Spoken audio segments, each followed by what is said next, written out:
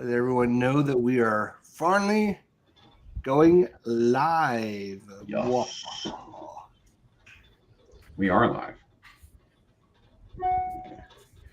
Is it live or is it Memorex? Look at that, huh? Is it Live. live or is it Memorex? Well, It says 2 weeks left, boys. Oh, boys, we're here. Top 20 down Cream to of the 11. crop. The cream of the crop. I got so many good games. I could probably.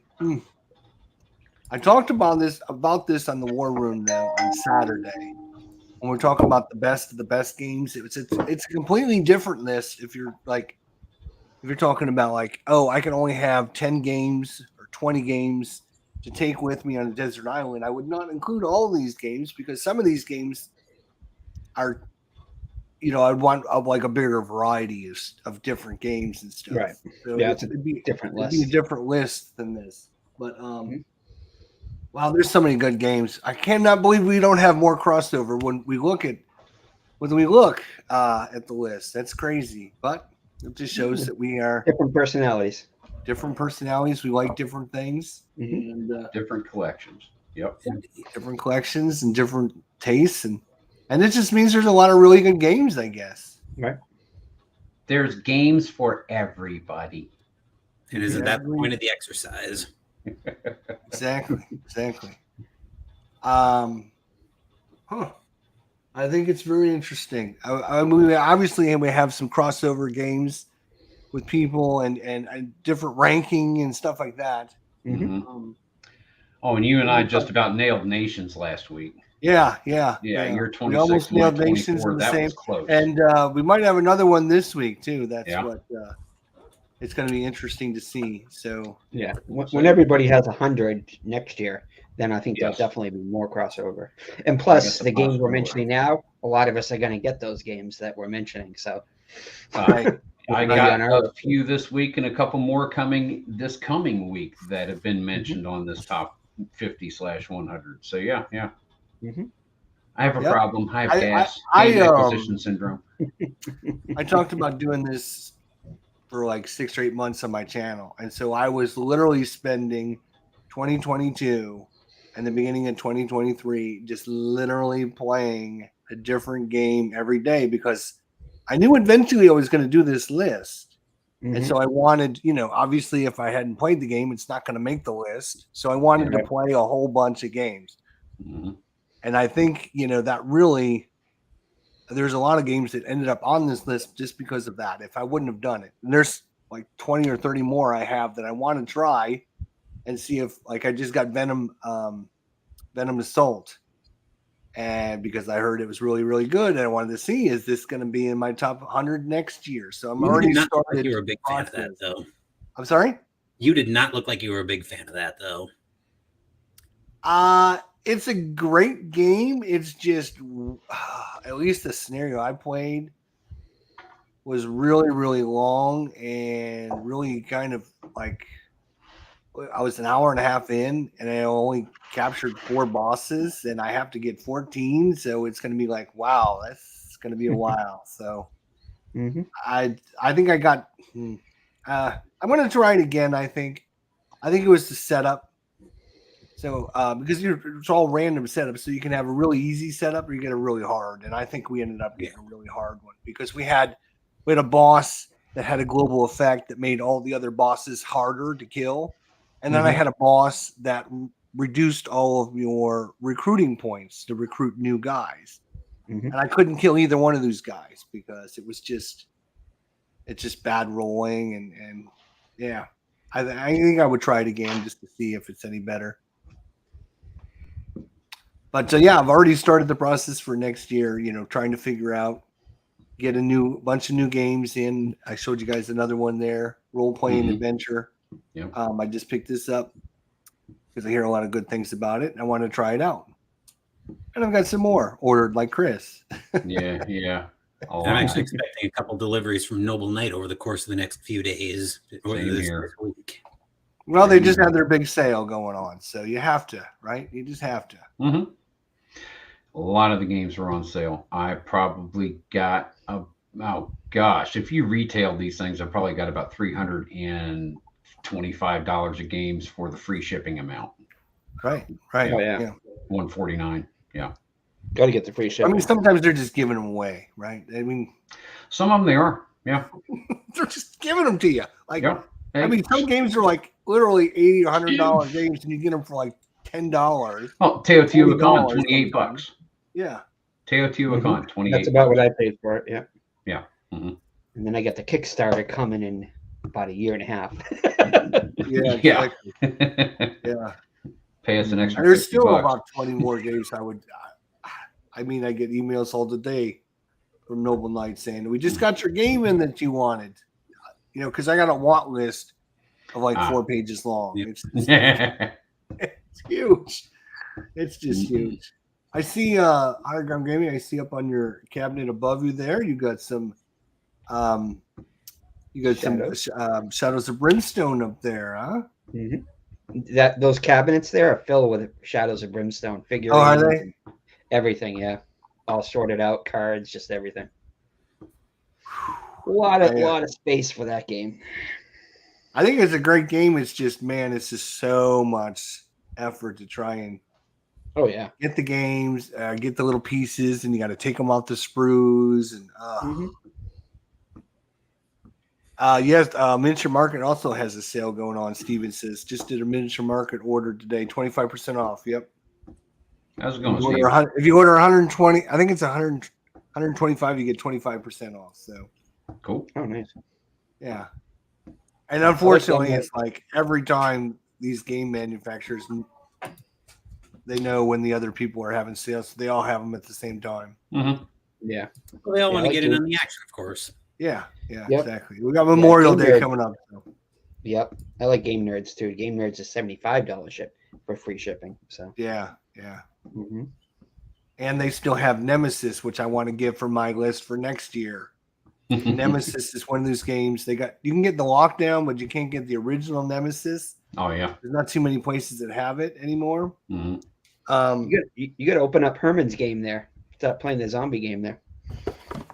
But I did pick up. Dawn of the Zeds. I got the little baby. I got the little baby version of Nemesis, which is the original Alien. Fate to the Nostromo. Yeah. I did not realize, man, that game. You know, they talk about Nemesis being basically aliens. Mm-hmm. Without the trademark. Board game, right? Without the license. This game has got all the license, man. Because you're playing Ripley, you're playing Dallas, you're playing all the main characters from the show. Mm-hmm. So I was like, wow, that's pretty cool. That's pretty cool. And of course, when you open the box, you have this on the back of the board. This is what you see when you open the box. Oh my Jonesy. God, crazy. What's going on, Meandering Mike? Steven, how you guys doing tonight? All right. So here we go, boys. 2 weeks to go. Today and next week. And next week is going to be the big boy. Down to the best of the best of the best of the best. And I'm sure we're going to have lots to talk about during that. So here we go. Number 20, PhoenixKnight. All right. So this is a point of the list where you should probably get used to hearing the name Fantasy Flight because you're going to hear them a lot in this top 20 of my list. My number 20 continues something I alluded to at the end of last week's episode where I was starting a kind of a mini Star Wars run where my number 20 is Star Wars Imperial Assault. So this one you have your Rebel heroes. It's basically a minis oriented game. I got into this with the app focus because this is basically Descent 2nd Edition with a sci-fi coat of paint is probably the easiest way to describe this one. I don't like the 1v all aspect of it, which is why I play it as a co-op campaign with the app. But I can definitely see how the app and or the campaign would be a turnoff just because you need to be able to sync the time into that. But I do like this. I do like, again, the campaign aspect of it. And the fact that it's got tutorial scenarios makes it a very easy game to grasp. So my number 20, Star Wars Imperial Assault. Huh. I think it's a great comparison. Descent 2nd Edition with the Star Wars theme. Can't go wrong with Star Wars. Well, hey Tony, how you doing, buddy? Good to see you. Need to get back to studying, he says. I think you need to watch this video and study afterwards. I just finished my finals last week. Well, you at least got to watch my number 20 because I have 2 sports games left on this list, and this one parked itself inside my top 20 board games of all time. This one is brought to us by a cherished member of our community. So without any further ado, ladies and gentlemen, are you ready to bumble? Welcome to our top 20 games of all time. Weighing in at number 20, hailing all the way from Anthony Crooks of Bleacher Bums Gaming and Sideline Strategy Games in sunny Southern California. It's Glory Days Boxing. That's right. Experience the sweet science like never before and watch the greatest of all time go toe-to-toe right here on your dining room table. Norton, Ali, Foreman, Hagler, Holmes, Tyson, Holyfield, Duran, Sugar Ray, both Leonard and Robinson, you name it. With numerous weight classes and over a dozen sets of boxers numbering over 1,000 pugilists to choose from, GDB has got it all for you. Watch the low blows, hope you don't get caught with that left cross, and pray to goodness that crooked judge gets it wrong for once. Gentlemen, I want a good, clean fight. Watch the low punches. Watch the rabbit punches. In case of a knockdown, you'll go to the corner, I tell you. Now touch gloves and go to your corners. Glory Days Boxing is my number 20 board game of all time. Watch the low blows start flying in, you mean? Here they come. Great game. I know PhoenixKnight, you play some boxing on your channel. Have you tried Glory Days Boxing yet? I have not yet, actually. Yeah, I want to get that. I'm not even into boxing, and I want to get that. I know. I am not a boxing guy, Same and here. I got it, and it was my it's a January and February game of the sports game of the month because it's so good. It's really good. Yeah, game. he's still selling that through the company that does PF Pitch, right? Yeah, right. SidelineStrategyGames.com. Mm-hmm. Yeah, and you can literally go there and buy a copy today. Yeah, you can get. He's got all the middleweights, the heavyweights. He's got all the different classes out now, and I think he has like a bundle package. You can get like the whole kit and caboodle now, in one shot if you're interested. And you can get PDF or printed. Now, I won the printed when he had 4 sets that were out, but the Andrew Mike says he likes unboxing more than boxing. Hey, nothing wrong with that. Good tip there. I like it. All right, number 20 for Higher Ground Gaming. Okay, so my number 20 is by Vladimir Suchi, who also did Underwater Cities, and on my list did Shipyard. It's a game that has a rondel in it. It has dice manipulation and dice cutting. Yes, dice cutting and gluing and splicing. And that game is Woodcraft.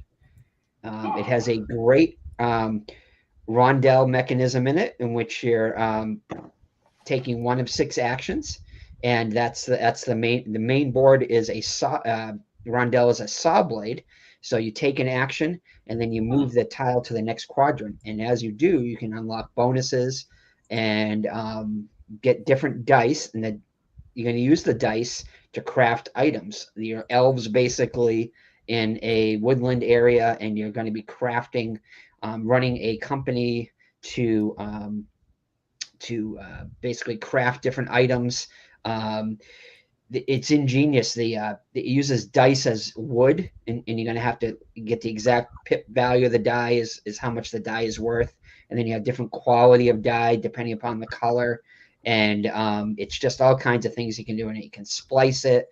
The dies, you can glue them together. You can hire workers to help you, assist you in getting bonuses and everything, and triggering bonuses. It's just very satisfying. It's a very tight game. It takes place over 14 rounds.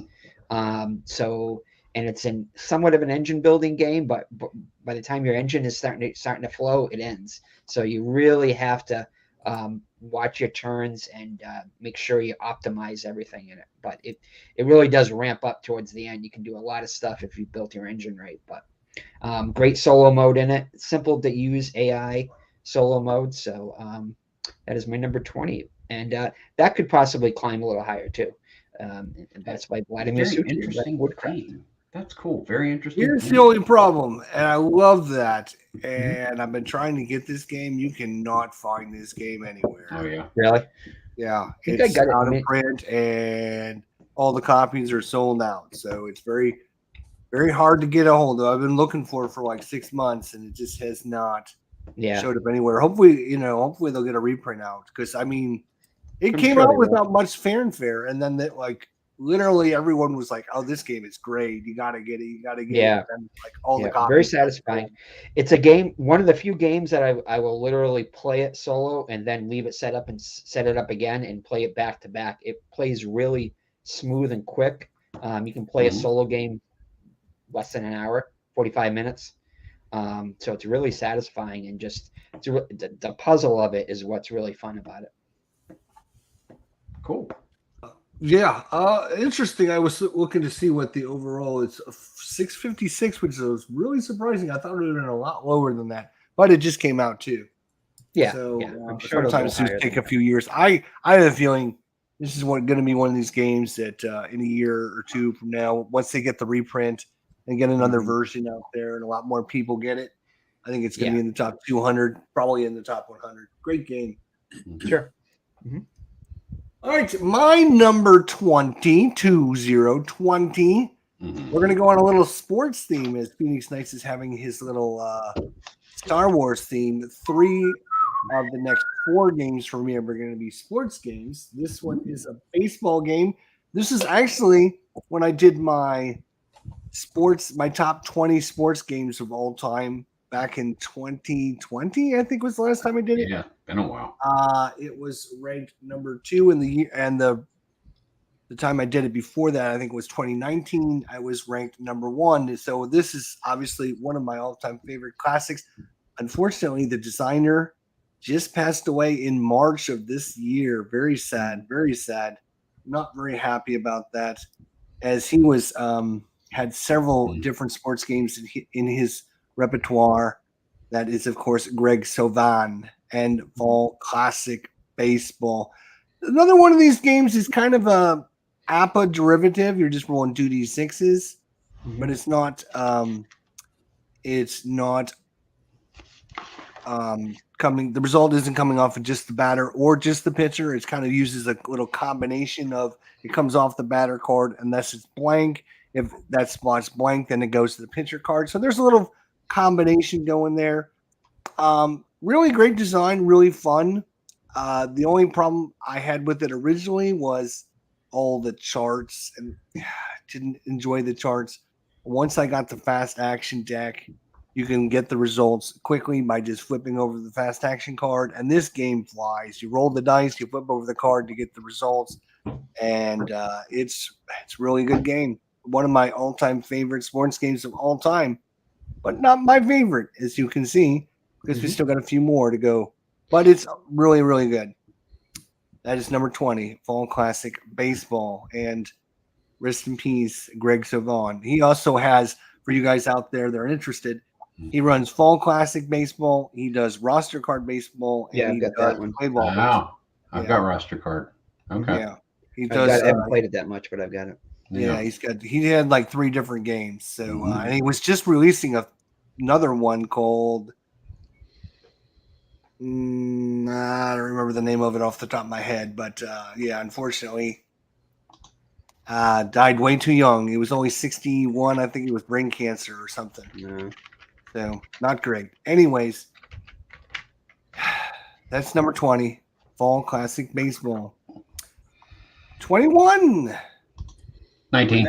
19. Yeah, all right. We'll go the Don't go the other way. up. Yeah, that's right. We'll go down. Let's go up. I was just That's throwing them the off for a worst. loop. Nice try. Oh, on hey, throwing it. wait a minute. Time out. Before you get to number 21, we have a 19. special guest. 19. Sorry. Before you get to number 19, we have a special guest in the house, which is there he actually is. Bleacher Bums Gaming, which Hey, you which just is missed the guy it, man. that we just talked about just a minute ago. When this is I'm gonna done, bring you up- got to go back and watch my number 20. You will. Yeah. I think you'll like it. I'm going to pop up his information one more time because he's in the house right now. There it is, Yep. number 20 of all time, best game according to Stratomatic Delaware, is Glory Days Boxing. that And of guy? course, you can see the designer, developer, creator in the house with us today, Bleacher Bums Gaming. High Ground Gaming's a logo. But now go back and watch my little presentation because Is that my logo? it's awesome. Mm. Okay. Yeah, you did do a very good job on that. All right, number 19. Sorry, didn't mean to. Now that we actually have the right number. Yeah. The number 19 game is actually going to finish off the Star Wars theme in this section of the list, but it will be far from the last space game. Also, the last game by Fantasy. Also, not the last game by Fantasy Flight. That game is Star Wars Outer Rim. Now, this one you take control of pilots moving around the Outer Rim, hence the name, basically trying to become the most famous pilot in the galaxy. It's very easy to control the length of this game. The default game is to 10. An experienced game can go to 12. But I play this to, when I get this on the channel at least, I've played, the couple of times I've played it, I've played to 6 fame. You'll encounter several of the characters in the Star Wars universe. And let's see, what else did I want to mention? Oh, yes. A lot of moving pieces where you've got the patrols that you got to worry about as well. And there's a variety of ways to gain fame, whether it's by capturing bounties, whether by making your ship stronger. There's just a lot of things you can do in this game. So my number 19, Star Wars Outer Rim. And it is a table hog from all I've ever seen. Yes, it is. Yeah. Now, do you have the expansion, PhoenixKnight? Yes, I do have the expansion for Unfinished Business? Yes. Yeah. Yeah. I hear it's so much better with that expansion. Yeah, I do kind of like it a little bit better with the expansion, especially since it actually gives you an automa for the bounty hunter opponents rather than just the generic. Yeah. I think one of the issues was you couldn't play against a bounty hunter in the original without or something like that, as Something I recall, like off the top of my head, and really kind of, I guess, rounded out the whole thing and gave you more options and more choices to do. And things. Yeah. Awesome. Oh, Chris, Anthony just told me that the check is in the mail for you. Okay, cool. That'll work. Better a dozen donuts and Dunkin' Donuts. I'm good with that. There you go. All right, Chris, number 19, the game that's My better number than Glory Days Boxing. Let's hear about the game that's better than Glory Days Boxing. Slightly better only. And my number 19, well, I don't have much in the way of tile laying games, but one day, 2 or 3 years ago, I decided that one particular all-time classic needed to be a part of my collection. And Carcassonne has turned out for me to be one of my favorite games. You lay tiles to try to build roads and walled areas of cities, placing meeples on them to get points. You want to get your monasteries going because what good would things be without God's gift of beer? Make sure you have guys out working the pastures to be the one that everyone turns to in the end when they want food. This is a fun game for 2 to 5 players, and there are expansions and reboots enough to satisfy the oddest preferences, except for midget goats. Y'all are on your own. That's my number 19, Carcassonne. All right. All right. Well, my number 19 has tile in the name, but it's not a tile laying game.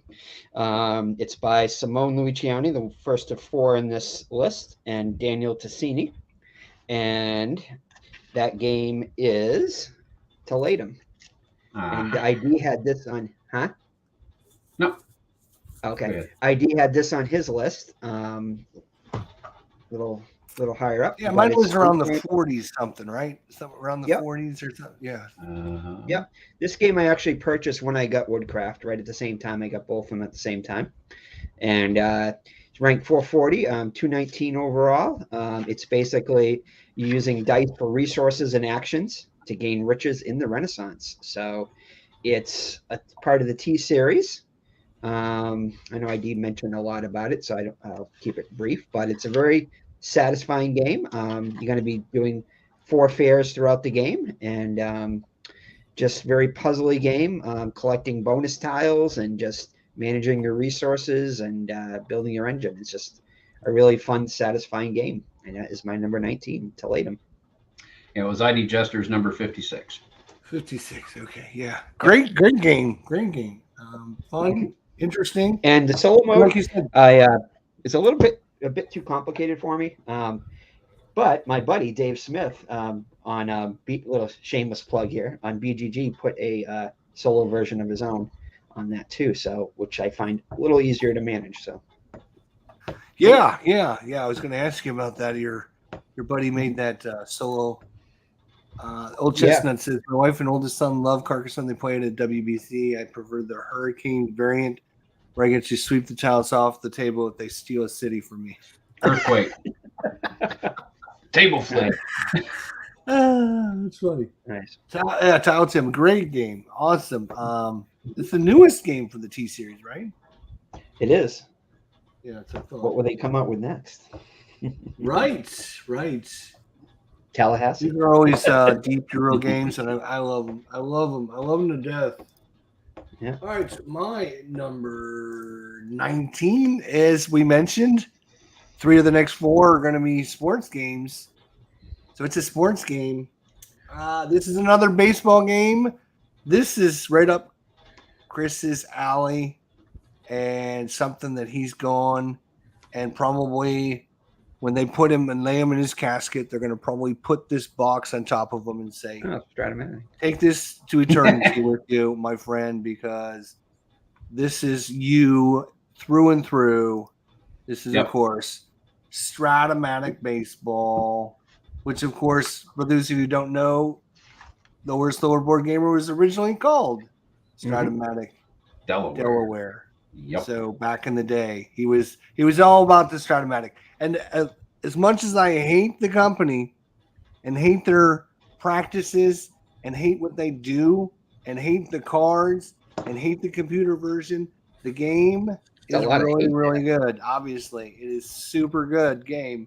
I play the game. I have no problem with the game at all.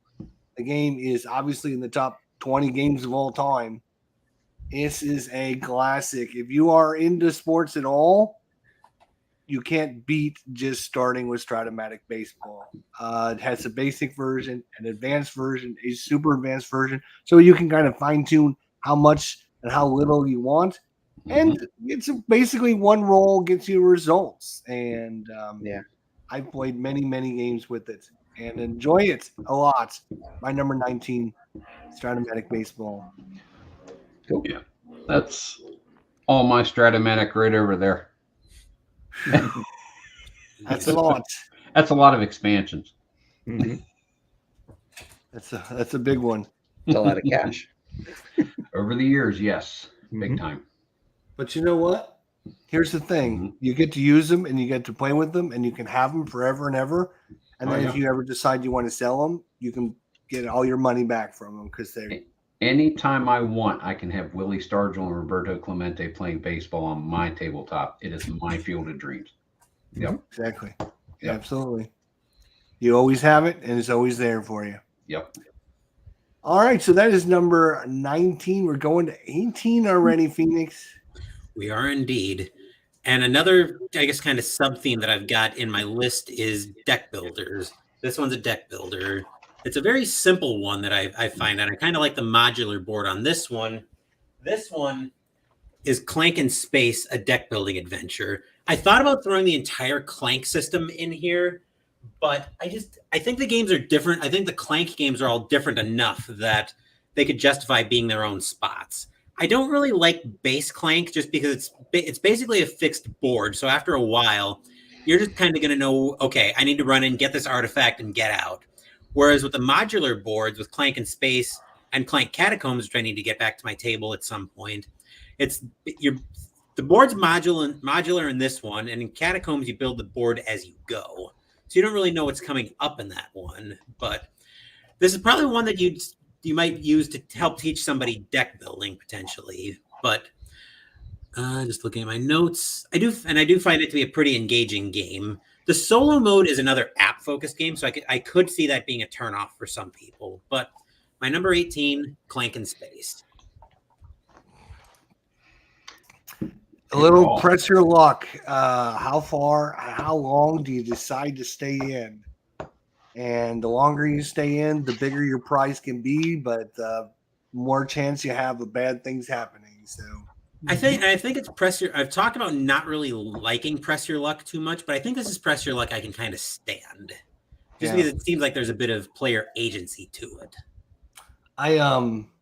I've played the Clank several times on my channel. I have the Clank in space. I just never pulled the trigger on pulling that out. Maybe I should try that.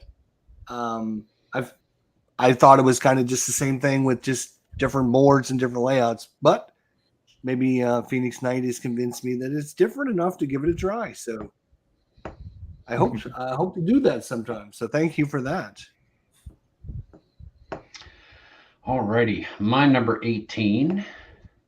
Anyone who has played board games has at least heard of Catan, if not played it. And this is when the settlers invade some poor island and rob it of its riches and resources to erect eyesores and be the biggest dismal despot on the map. Well, in my number 18 game of all time, Spirit Island, I like to call it Episode 5, The Island Strikes Back. In this card-driven worker placement game, you drive fear into the souls of all the interlopers and enlist the aid of the native Dahan peoples. And through the use of elemental powers, you increase your forces and drive the peoples and their cities back into the void from whence they came to become a blight upon the earth. It's good for 1 to 4 people. The solo really works well. It's crunch time, this game. You have to be on it from the beginning. You can't be like, well, maybe I'll just wait and take care of you need to take care of stuff as it goes, because it's like the ocean. It will rise up and it will get you from behind when you're not looking. But this game does have a lot of replayability. Due to the cards that you draw, you don't always draw the cards that you need. You can trade for major or minor powers, which let you do more really cool things like flood everybody off the island in one fell swoop. I really enjoy this game. Sometimes I win, sometimes I lose, but I will always enjoy playing number 18, Spirit Island. Great game. Great game. Yeah, that one's got a little bit of a learning curve to it with the different factions, huh? It does. I would say the one thing I will say about it is it plays solo great. Like you can play just one faction, or you can play it two-handed solo, and it also plays multiplayer great. It's got either 1, 0, 1, 2, or 3 players. I think it plays awesome. And the spirits are different enough that I found you really need to get 1 or 2 work in games with a spirit in order to really learn how it works and then have a chance of being successful with it. Yeah, that was the 2 points that I would say about is number 2 is each spirit is one of these things. It's not just, you're playing a different character. You got to learn how to play that character. You got to spend a little time investigating, and it can be a lot of fun. Anyways, number 18 for Higher Ground Gaming. Okay. All right, my number 18 is another Simone Luciani, and this time he's teaming up with Virginio Gili and Flamicia Brosini, all Italian.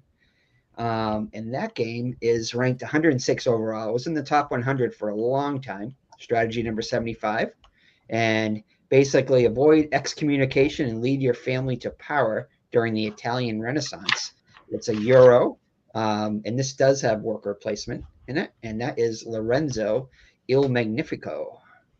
I do have the expansion for it. It's by Cranio Creations. It's a medium to heavier game. You're going to be putting family members into different towers, and there's 4 different towers in the game, and you're going to be buying cards. Those are the different towers there. The first person to the so as it goes up, the pip values of the die. So basically, you're rolling 3 die in it, and everybody uses those 3 die, and they're 3 die of a different color. You're going to be getting cards which do different things. You're going to be exploring on. You're going to be doing military actions. You're going to be advancing on the faith track. There's going to be a scoring of the faith track every 2 rounds. And if you don't meet the requirement of the Vatican, you'll face excommunication and you'll have to face some kind of penalty in the game. The second person to anybody that gets into the tower after you has to pay additional 3 money to get in. So if you want something, you have to get in there early. Lots of cool dice. The dice aren't really a huge factor in the game because everybody shares the same dice, so it's fair to everybody. But you really want to roll high in the game if you can. You have production cards which you can activate through dice, and it's just very, very satisfying game, very streamlined game. There is a great expansion to it, which adds asymmetric powers to different families and stuff that you can hire. You bid on the families, and basically what it is that who wants that family the most will bid resources out of their starting resources for that family. Thus, when you start the game, you'll have less resources to expend. So how much are you willing to use of your starting resources in order to get a particular power? There's characters which you can activate and to give you special powers too, different other things in it, but it's a modular expansion, so you can add different parts of the expansion to it. But it's really fun, satisfying game. It does get a little bit samey because the cards in the towers come out in the same rounds all the time, but in different orders. But there is an expansion you can get with new cards in it, which I have to increase the replayability of it. But very fun, satisfying game. Very tight game. Awesome. Wasn't that on my? Didn't I have that in my top 100? I think it was. I was looking. I didn't see it. You might. Maybe I didn't. I thought you have did. something similar to it. I thought you did. It's a great game. I'm surprised it didn't make my list. Actually, I'm very surprised because with the expansion, it's awesome. I mean, without the expansion, it's great, but with the expansion, I guess the one thing I would say is exactly what you mentioned. You're going to see all the cards every time you play, but in different orders. When you get the expansion, you won't see all the cards every time, which makes it a little bit more of a guessing game. Yep. So awesome game. Yep, very fun game. All right, my number 18 is in the most distant reaches of the world, magic still exists, embroidered by spirits of the land and the sky and every natural thing, as the great powers of Europe stretch their colonial empires further and further. They will inevitably lay claim to places where spirits hold true power. What game am I talking about? Of course, I'm talking about Spirit Island. Wow. Nailed that one. That was close. Yes. Wow. That's why I didn't want to talk too much about it when Chris was mentioning it. But the two things I will say about it again, number one is the variability of the spirits. And when you get all the expansions, I think there's 20-some different spirits. And they each play differently and have different abilities. They have different starting cards.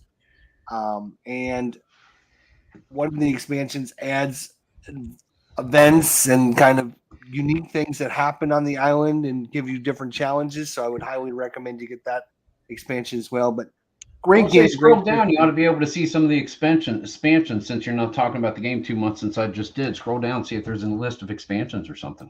Oh, cover that. Go to where it says expansions. Yeah. Cover that. Feather and Flame is great. Jagged Earth is awesome. I think those are the two that I own. I'm pretty sure. I don't own any of the promos or anything. I'm trying to remember which one. There's a second page also. Is it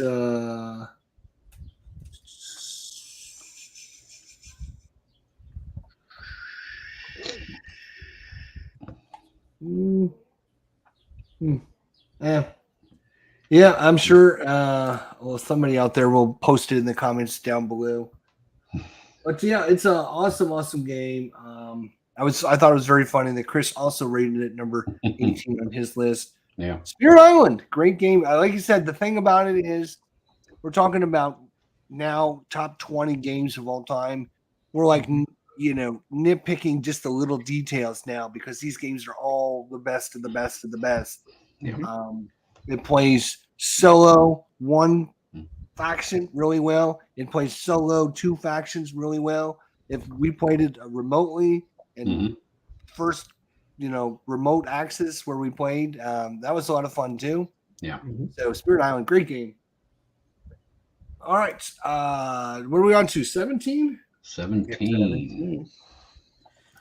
So unlike with Clank and with the Clank system, I did put these two games together because they're basically exactly the same game. They're deck builders from Wise Wizard Games, both of which I've featured on the channel multiple times. Those games are Star Realms and grab the other one here, Hero Realms. So they're basically the exact same game. Once you learn one, you know the other. The only difference between the two, Star Realms is a sci-fi game where you're buying ships, bases, and occasionally heroes to basically try to reduce the opponent's authority or whatever solo challenge you're working on. Hero Realms, it's all actions and champions. Solo modes are slightly different, where Star Realms is a series of challenges. Hero Realms has got some challenges as well, but that's primarily a campaign, a couple of campaigns. There are new Kickstarters for both of those, both of which I've backed. I think they're both due. I think there's a Rise of Empire Legacy game from Star Realms. I think that's due out this summer, and then the Hero Realms Kickstarter is due out next year. I want to say I don't know exactly when that one's due out, but number 17, Star and Hero Realms. All right. And which one do you like better? Honestly, I like them both, but if you're going to make me pick one, I think I'm going to go with Star Realms. Okay. And now, more importantly, if you're recommending one or the other to people to try out, which one would you recommend to people to try out first? The problem with recommending one of them is they're basically the exact same game. It's all about what coat of paint you want on it. Okay. All right. I'll take that. I'll take that.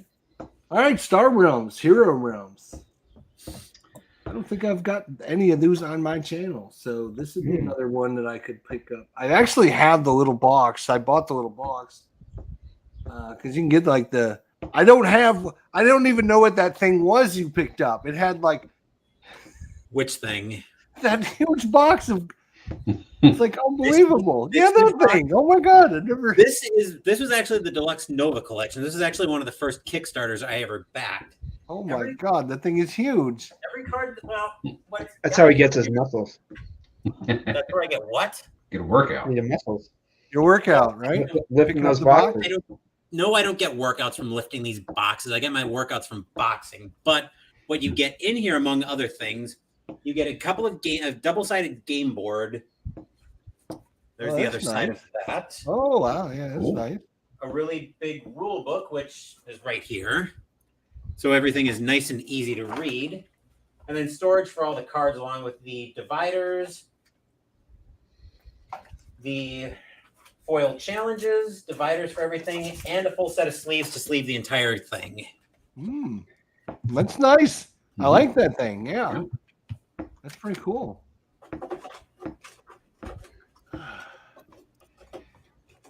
Now I need to put this I play Eye of the Tiger for you, but I don't want to get a copyright strike.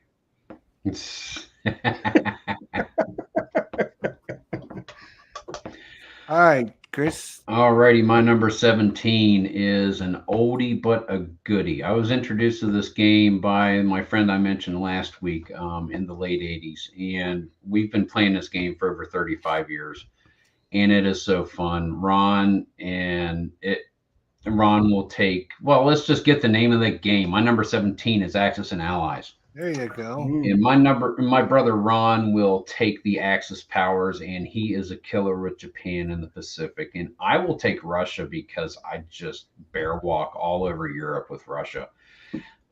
Choose one of the 5 major powers, including the US, UK, and Germany, and lay siege to your tabletop for a few hours. Invade Germany, fend off Pearl Harbor, defend the Indian subcontinent to Japanese advances, and let the world feel the claws of the great bear power.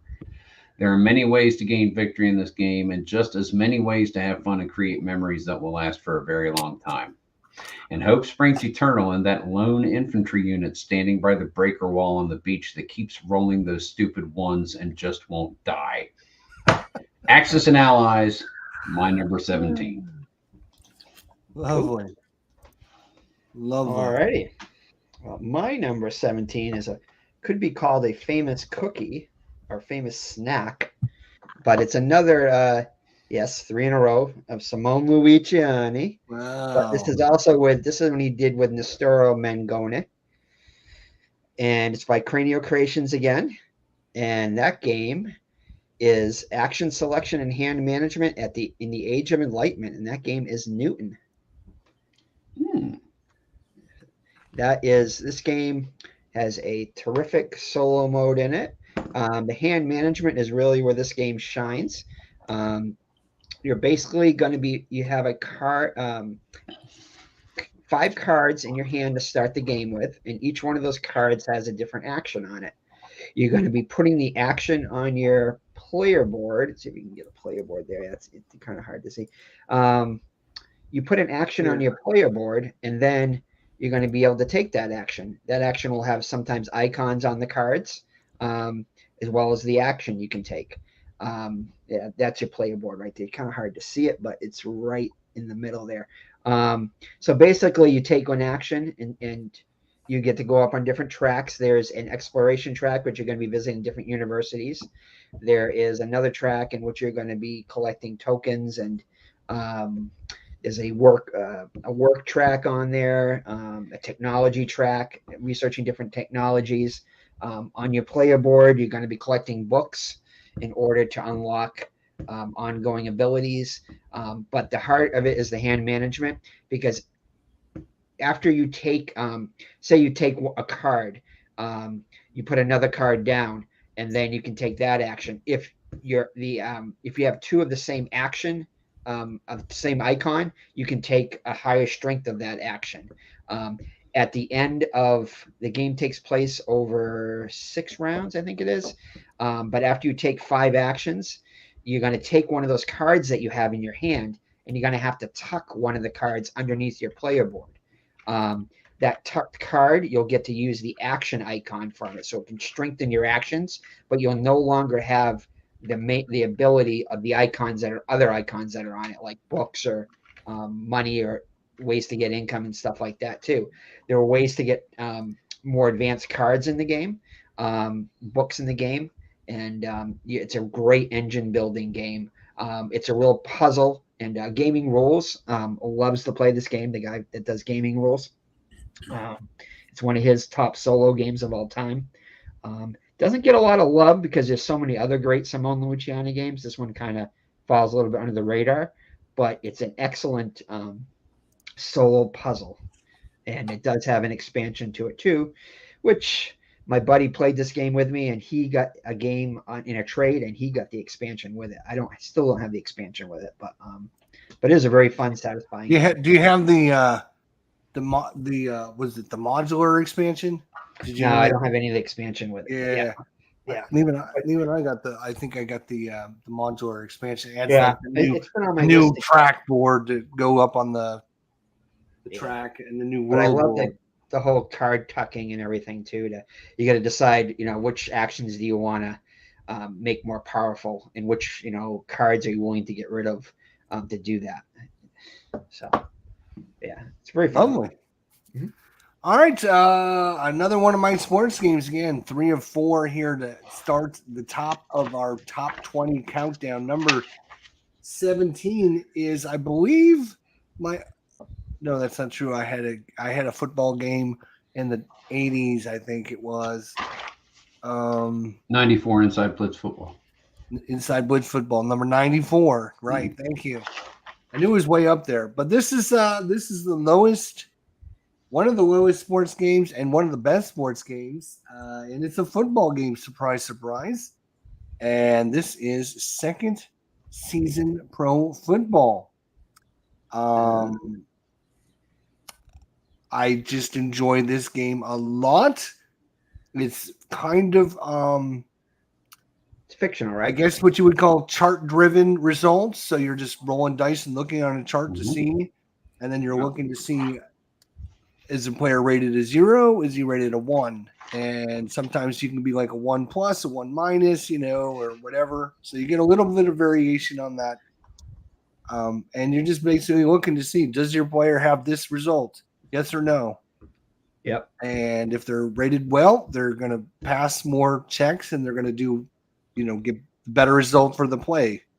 So that might be a 5-yard loss, but it's better than like an interception or something. So it's just a really good football game. I've probably rated this a lot lower because I'm replaying the 1990 playoffs, and of the 5 games that I've had so far, all 5 of those games have turned into one of the most memorable sporting events that I've had. We had one game that was literally a last-second touchdown, Hail Mary, pass in the end zone, caught for a touchdown, but reviewed and overturned, and that game went into overtime. And the team that had the Hail Mary at the last play of the game ended up losing in overtime. So the review cost them the game. Unbelievable. When you have a game like that, it will stand out forever and ever. And for me, the games that I play with this, I don't play it very often, but they definitely stand out. So my number 17 best game of all time, second season pro football. That's awesome. Play games, right? Yep. Yeah, I play games. Yeah, which is weird because I hate all their other games they do. Literally hate them. I'm not a huge fan of them. I do enjoy the red, white, and blue racing, and that's the one I like. And the rest of them, I've gotten, and it's like other games. Yeah, I've got History Maker Baseball, but I just can't get into it. I think what it is I'm more stat math oriented, and that's not numbers. Math, so yeah. I want to. I'm like you. I don't. I want to see something. Give me a result. I know they're just taking certain things and they're transporting them into different attributes, but I still would rather see the results.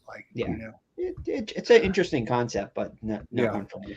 I like. And it's surprised that I enjoy the football that much because it's basically the same thing as all their other games. Right? Does this player have this value? Yes or no? Does this player drink red tea? And, like a flow chart. You're following a flow chart. Exactly. Orange Kool-Aid. Yeah, exactly. Yeah. Okay. Anyways, number 16, we'll go through our 16s and we'll take a little bit of a break. My number 16 game is actually bringing us back to the Call to Adventure system once again, where it's another one that you can use to roll up your character's backstory, but I like the solo mode on this one a lot better. That game is Call to Adventure, the Stormlight Archive.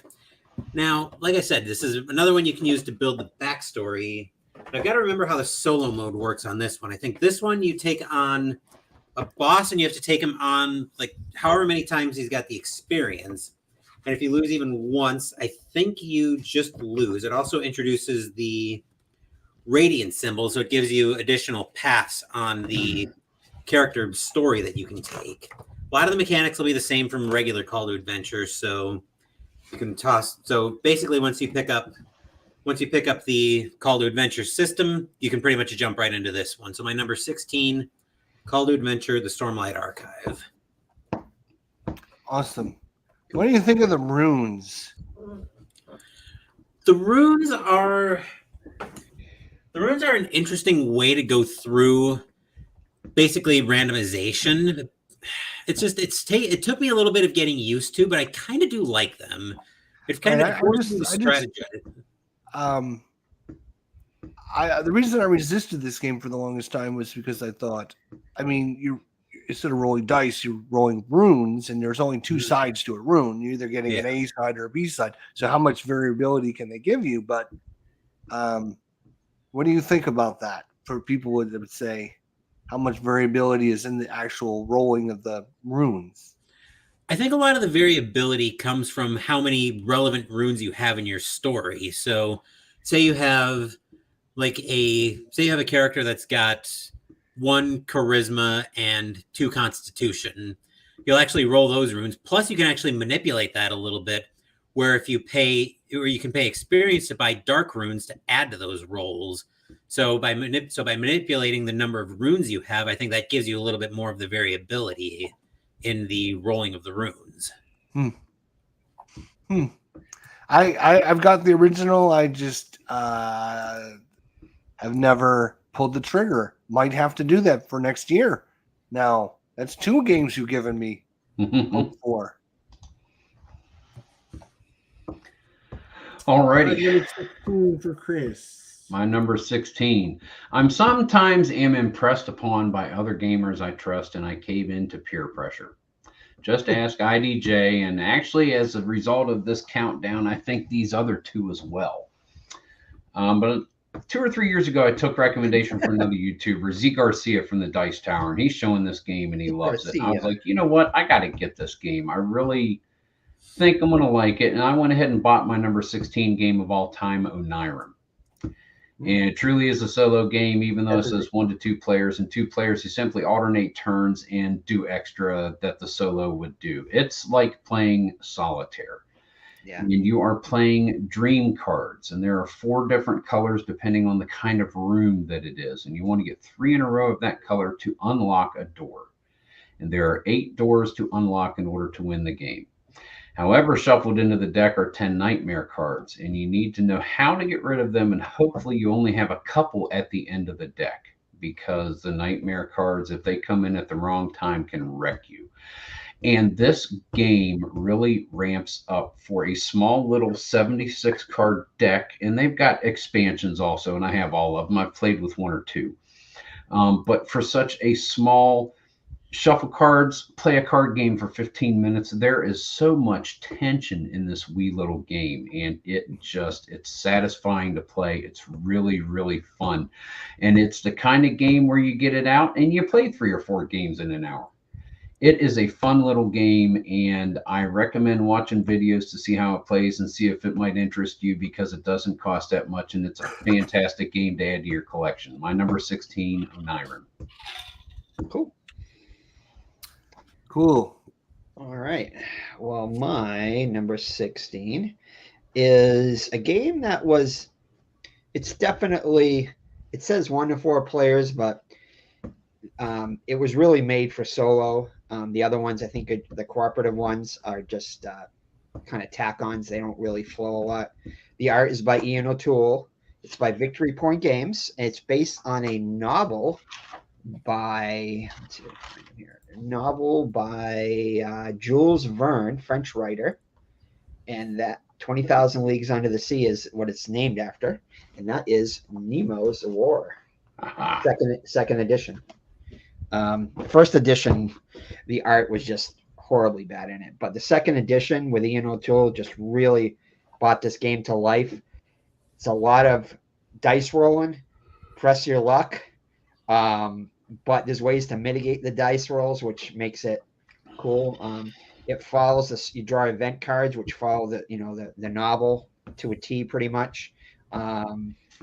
It's really, really cool. You can add upgrades to your Nautilus. You got to fight warships and everything, or fight passenger ships, that kind of thing. And depending upon your motive, you get different points for sinking different ships and everything. Or exploring, or inciting in different areas to take the attention off of you. Really cool game. Just really you want to pull your hair out a lot of times playing this game. But the different motives on it, you can do exploration, you can do war. It's just a lot of different ways you can play the game, and but again, a lot of the events really flow thematically. You really feel like you're you're playing as Captain Nemo, and what you're doing is you're doing a lot of tests a lot of times, and a lot of the tests involve you exerting different resources, like you exert your Nemo resource or your crew resource or your hull resource of your ship, and if ever you exert them too much, you can lose the game by, your ship can sink or Nemo can go insane pretty much. It's just really satisfying, and just the whole battling system is really cool. It does, like, if you don't like dice chucking, then you're not going to like this game at all, because there's a lot of it in it. But it's really satisfying, and just the fact that you can mitigate your rolls by exerting your different resources basically takes a lot of the luck out of it, even though there is, I think in this game you have to use your resources. Yeah. Design, because I mean, most of your checks you either need like a 9 or 10 or 2d6s. So unless you, and of course you're risking your resources every time you put them in there, but you kind of have to. It's like you're forced to. So sooner or later, you're going to roll that 2 or 3, and it's going to be like, damn, no. The upgrades are a must. Definitely, you have to upgrade your Nautilus. But yeah, and the game does play pretty differently depending on if you decide to be military or scientific or adventurous. There's different modes. What's cool too is you can, like, halfway through the game, you can change your motive too. There's a point of the game where you can change it if it's not working out, which is pretty cool. Yeah, and you're right. It's a solo game. I don't know why they'd even say. Yeah, it's just tacked on. I think. Yeah, I think so. Yeah. My number 16, then we'll take a short break here, is this game came out of nowhere for me. It's got a theme. It's a deck building game, but I'm not a very I've watched all the Harry Potter games, but it was my kids' generation, right? I took my kids to watch the Harry Potter movies, and I just sat there and watched the movies, and they were fine. I was never big into Harry Potter or anything like that, so I just resisted buying this game for the longest time.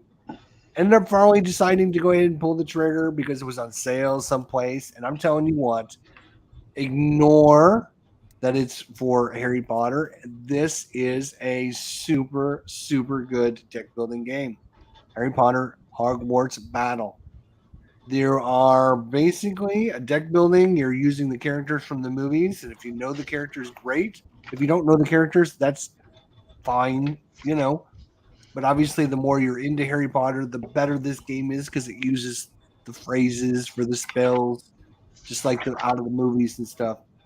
But this game is really solid. It's one of these games where you're mitigating enemies. You're trying to deck build your resources up while you're trying to prevent the enemies, and then you're going to have 1 or 2 enemies out at a time. This is one of these. What do they call it? Like Legacy, where you start with you open box number 1 and you get to play with that cards and lose characters, and then you open box number 2, chapter number 3, chapter number 4, and it really starts ramping up once you get into 4th and 5th chapter. I played it a couple times. I really liked it. Then I played chapters 4, 5, and 6, and I was hooked. I think this is one of the best deck building games out there. Hogwarts Battle, Harry Potter, and I've got all the expansions and everything for it too. Awesome game. PhoenixKnight's number 24. Yes, it was, and I think it makes a great introductory game to deck building, to help kind of show new players to deck building how a deck builder works. Yeah, I think when he had talked about it last week, I think I was like, oh, I thought I already did that, but I didn't, because it was even lower. It was my number 16 game of all time. Wow. Yeah. Yeah, it's because of just how much I played it recently, and I was just that thrilled with it. Anyways, we're going to go ahead and let everyone get a chance to get something to drink, go to the potty or whatever you want to do, and we'll just take a quick 5-minute break, and we'll be right back, folks. All righty.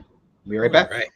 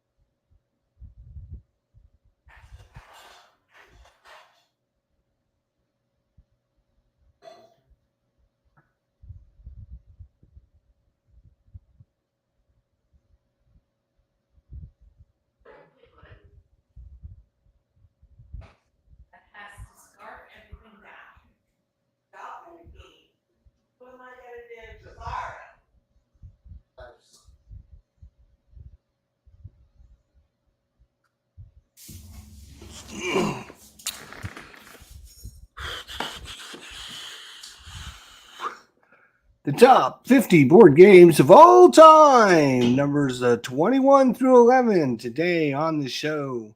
Next week, 10 best board games of all time. Bum, bum, bum, bum, bum.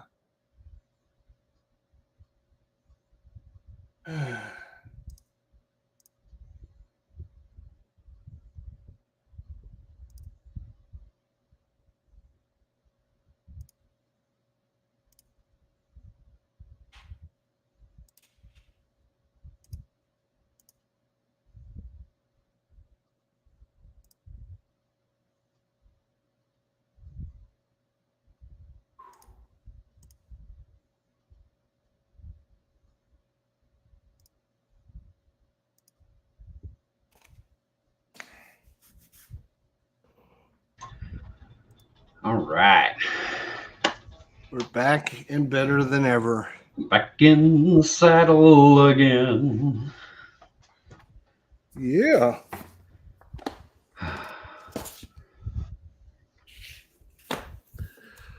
Ooh, baby, we're getting down to the nitty-gritty time now. Top 15. Top 15 of all times. We need to Exciting do build. something extra other than the countdown next week, but I don't know what to do. But we got to do something extra. I don't know. Something Since we got a little extra time because like Memorial Day is the next day, so if it goes a little past 10, kind of thing. I don't know. Got to do something extra.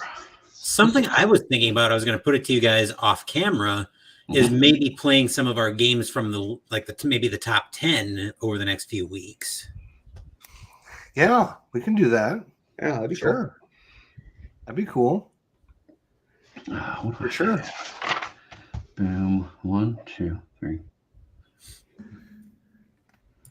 It's going to be sad when it's over next week, I know. right? I know. But then you'll have something to shoot for next year. You'll have a baseline. Now you'll know. Yeah. And when every year, the rest of the year, when you're playing a game, you'll think, is this game, is it going to make my list? Is it not going to make my list? Where does this one go? Where is this one going to go? Yeah. You could do some top 10 lists, different themes and different categories. Yeah. Oh, that's true. That's true. That's true. Like I was talking before we went live, I said, like top 10 solo games is going to be different than top 10 co-op games and top 10 games that I'm taking to my desert island or whatever. Well, I know I'm planning to do, once I finish my Tack Up Wargaming list, I'm actually planning on doing a top 10 retrospective on that list. Oh. Strip countdown to number 10. No, wait. No.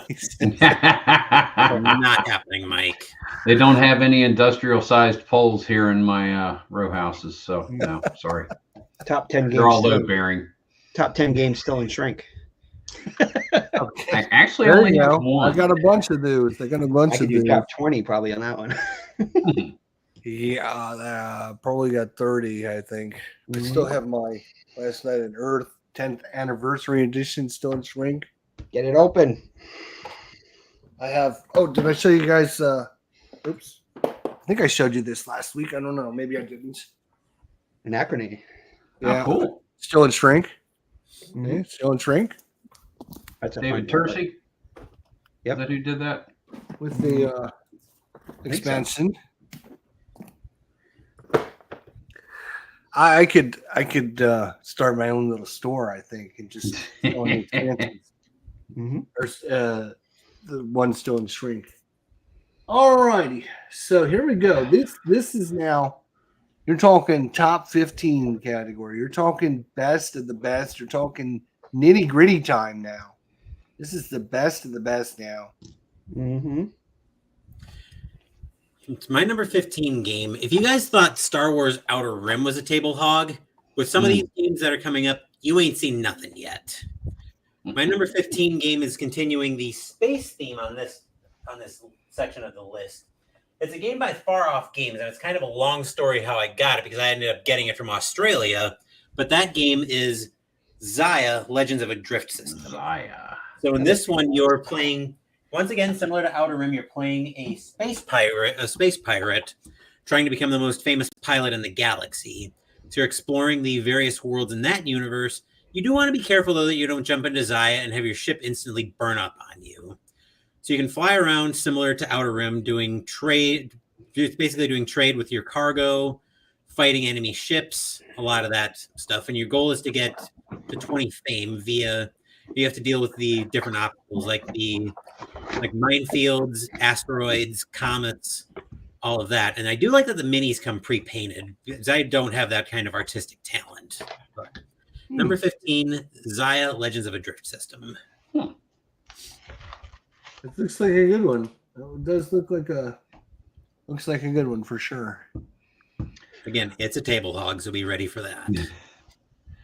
All right, let's go back in the Wayback Machine for my number 15. And this is my version of Push Your Luck. Weighing in at number 15 is a classic game, Can't Stop. And to answer those questions in your heads, no, I can't. You can't. Mom got this game when we were kids, and this just comes out all the time because we keep rolling. We don't stop. Mom is the one who wins all the games because she goes ahead and just stops and let us self-implode. And she's probably won this 2 times as much as all the rest of us combined. But you roll 4 dice and you move up tracks number 2 to 12 and place markers based on any combinations of 2 die 6 that you just rolled. But you only have 3 markers per turn and you need to stay in those columns with your rolls. But yeah, I just keep rolling. Yep. And rolling. I played it a million times on BGA. And rolling. That I played today a couple times. And rolling. Mm-hmm, mm-hmm. And crap, your turn. I just can't stop. My number 15 board game of all time. No. And the old chestnut says hi. He's playing it right now on Board Game Arena. Awesome. Way to go. I think it's the game they put in your liked thing right away, so you can play it. Yeah, it's a free one of the free games you can play. Yeah. One of the many free games.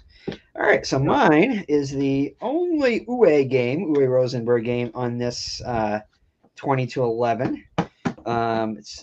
There are a couple, I think 1 or 2 more coming up, but this is probably my favorite resource management game, which you're converting resources to other resources, and it's got some cool mechanisms in it. And the thing is this mechanism here, and that is 2 things which I do quite often. Ora and Labora, which means work and pray. And basically, you're building settlements, your own personal settlement. It's got multi-use cards on it. It's just really cool. That's the wheels right there. Those are resource wheels, which are going to tick by. You're going to do a resource, and then if you do a resource that's at a high amount, it's going to go all the way down to 0. So the next person that takes it, it's going to be at 0.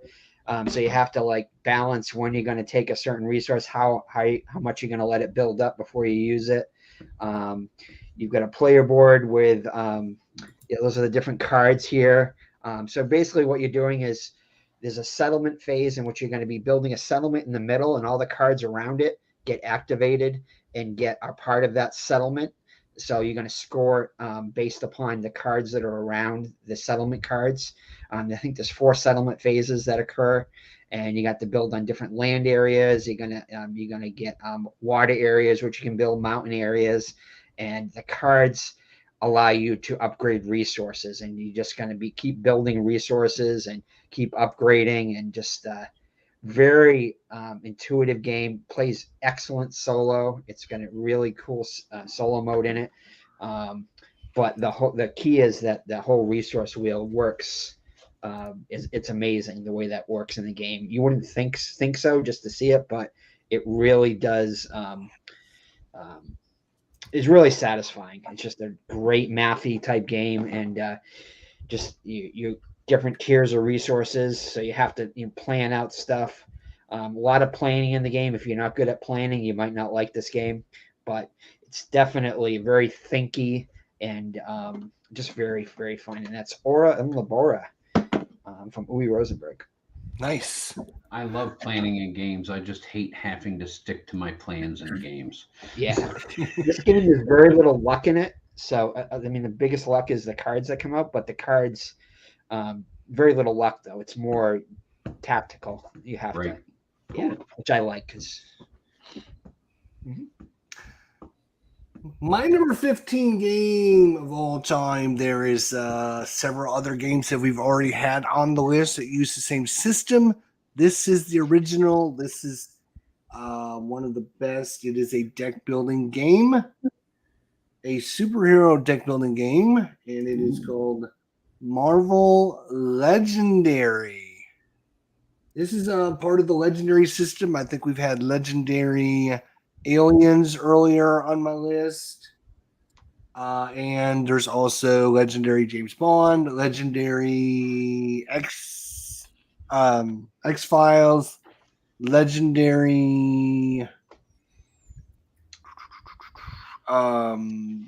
Firefly, Legendary Buffy the Vampire Slayer, and Legendary the Kurt Russell movie. What the hell was it called? Big Trouble in Little China?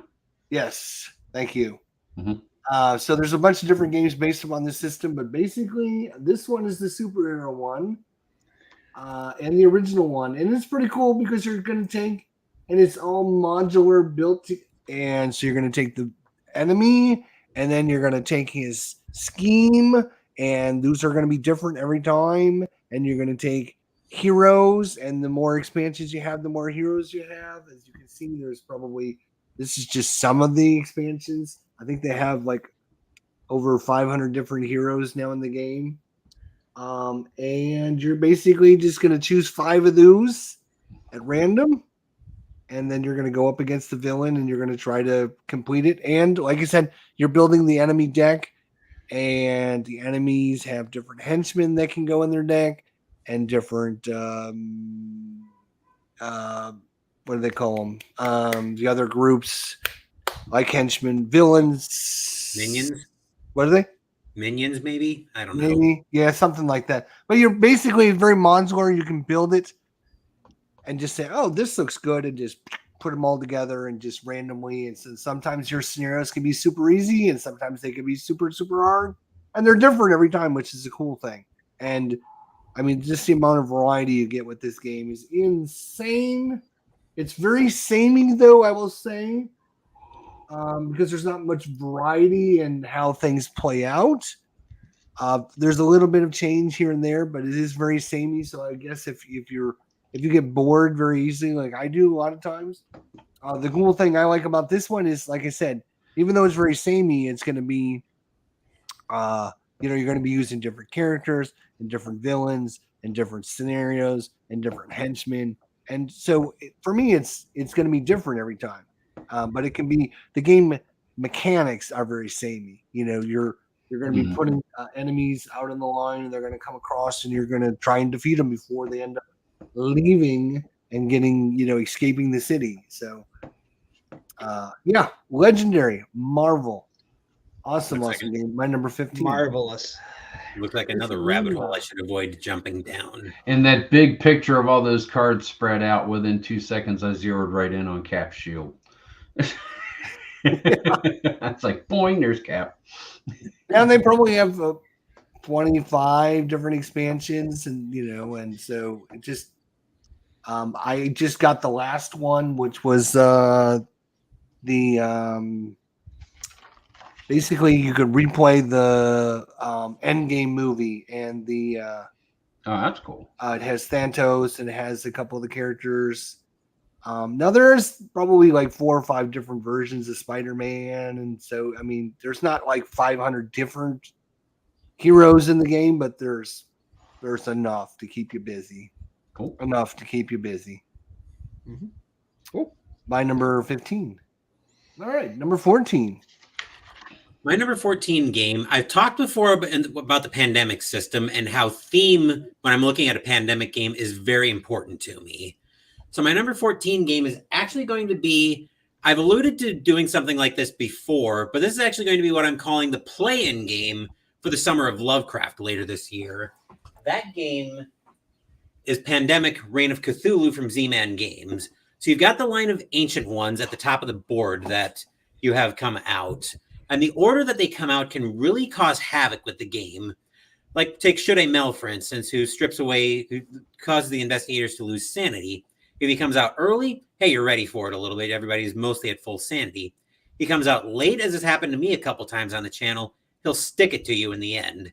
But your goal is to close the gates at the main cities in the mythos: Arkham, Dunwich, Innsmouth, and Kingsport before either your investigators go insane or Cthulhu wakes up, or you run out of tokens to place out on the board. There are several ancient ones that cross in through this game and the 3 Arkham Horror Files games. I'll explain it a little bit more when the time comes, but the way I'm planning to use this as a play-in game for the Summer of Lovecraft is the last ancient one that awakens when the game ends. That's my opponent for the Summer of Lovecraft. Number 14, Pandemic: Reign of Cthulhu. I remember watching you, IDJ, playing this a few months ago. That was my game on Halloween I played last year. That's right. That's right. Yep.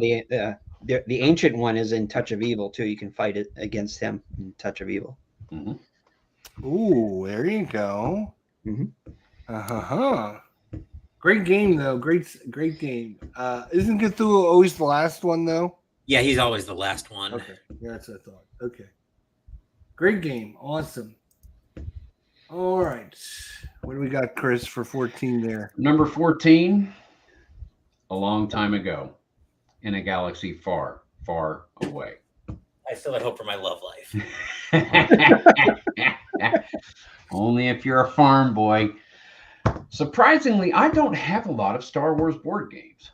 Probably because they don't make, I don't know. It's a high price point for the ones that have come out in the past few years, and I haven't really heard a lot of good solo ability with them. I don't know, and I probably need to take the jump on Rebellion because I've heard a lot of good about that. But Ron and I have been playing my number 14 since it came out in 1995, and that is Decipher Games' Star Wars customizable card game. I never got into Yu-Gi-Oh! I never got into Magic, but Ron and I got into this game. It's an OG deck builder where you try to reduce your opponent to 0 force points, and you could do it any way you want. Han and Chewie and the Falcon, Luke and old Ben zipping around in his X-34 land speeder, Obi-Wan and the droids, Vader and the Imperial fleet. I mean, a never-ending fountain of stormtroopers. Hell, you could even see if you can make a Jawa deck work.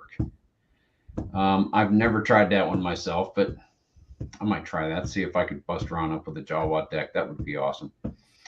So yeah, get to battling for the sake of the galaxy, and remember, the Force will be with you always. I think I found the one you're talking about, Chris. Sorry.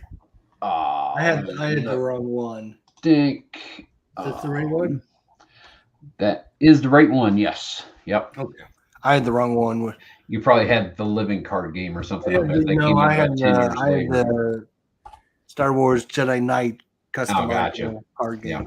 So. Yep, customizable card game, and you have character cards, you have item cards, ships, vehicles. They started making the original trilogy from 95 to about 97, and they've been making cards ever since. They have championships every year. Really? It's a fun game. It's a real fun game. Yeah, I love it.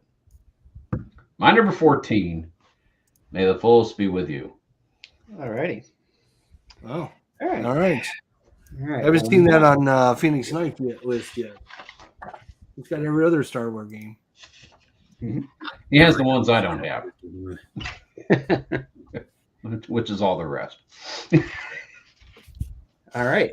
Well, my number 14, getting back to my roots as a worker placement game. But it does have elements of bidding and majority control in it. It takes place in the Art Nouveau period of the late 1800s. It's got strategy, economic game, like I said, auction bidding. It's got a modular board with open drafting. And that game, it does have a card game version of it. That game is Brussels 1893. And this game, what drew me into this game was the art style in the game. I just love the way the board is set up. The whole art design in it is really cool.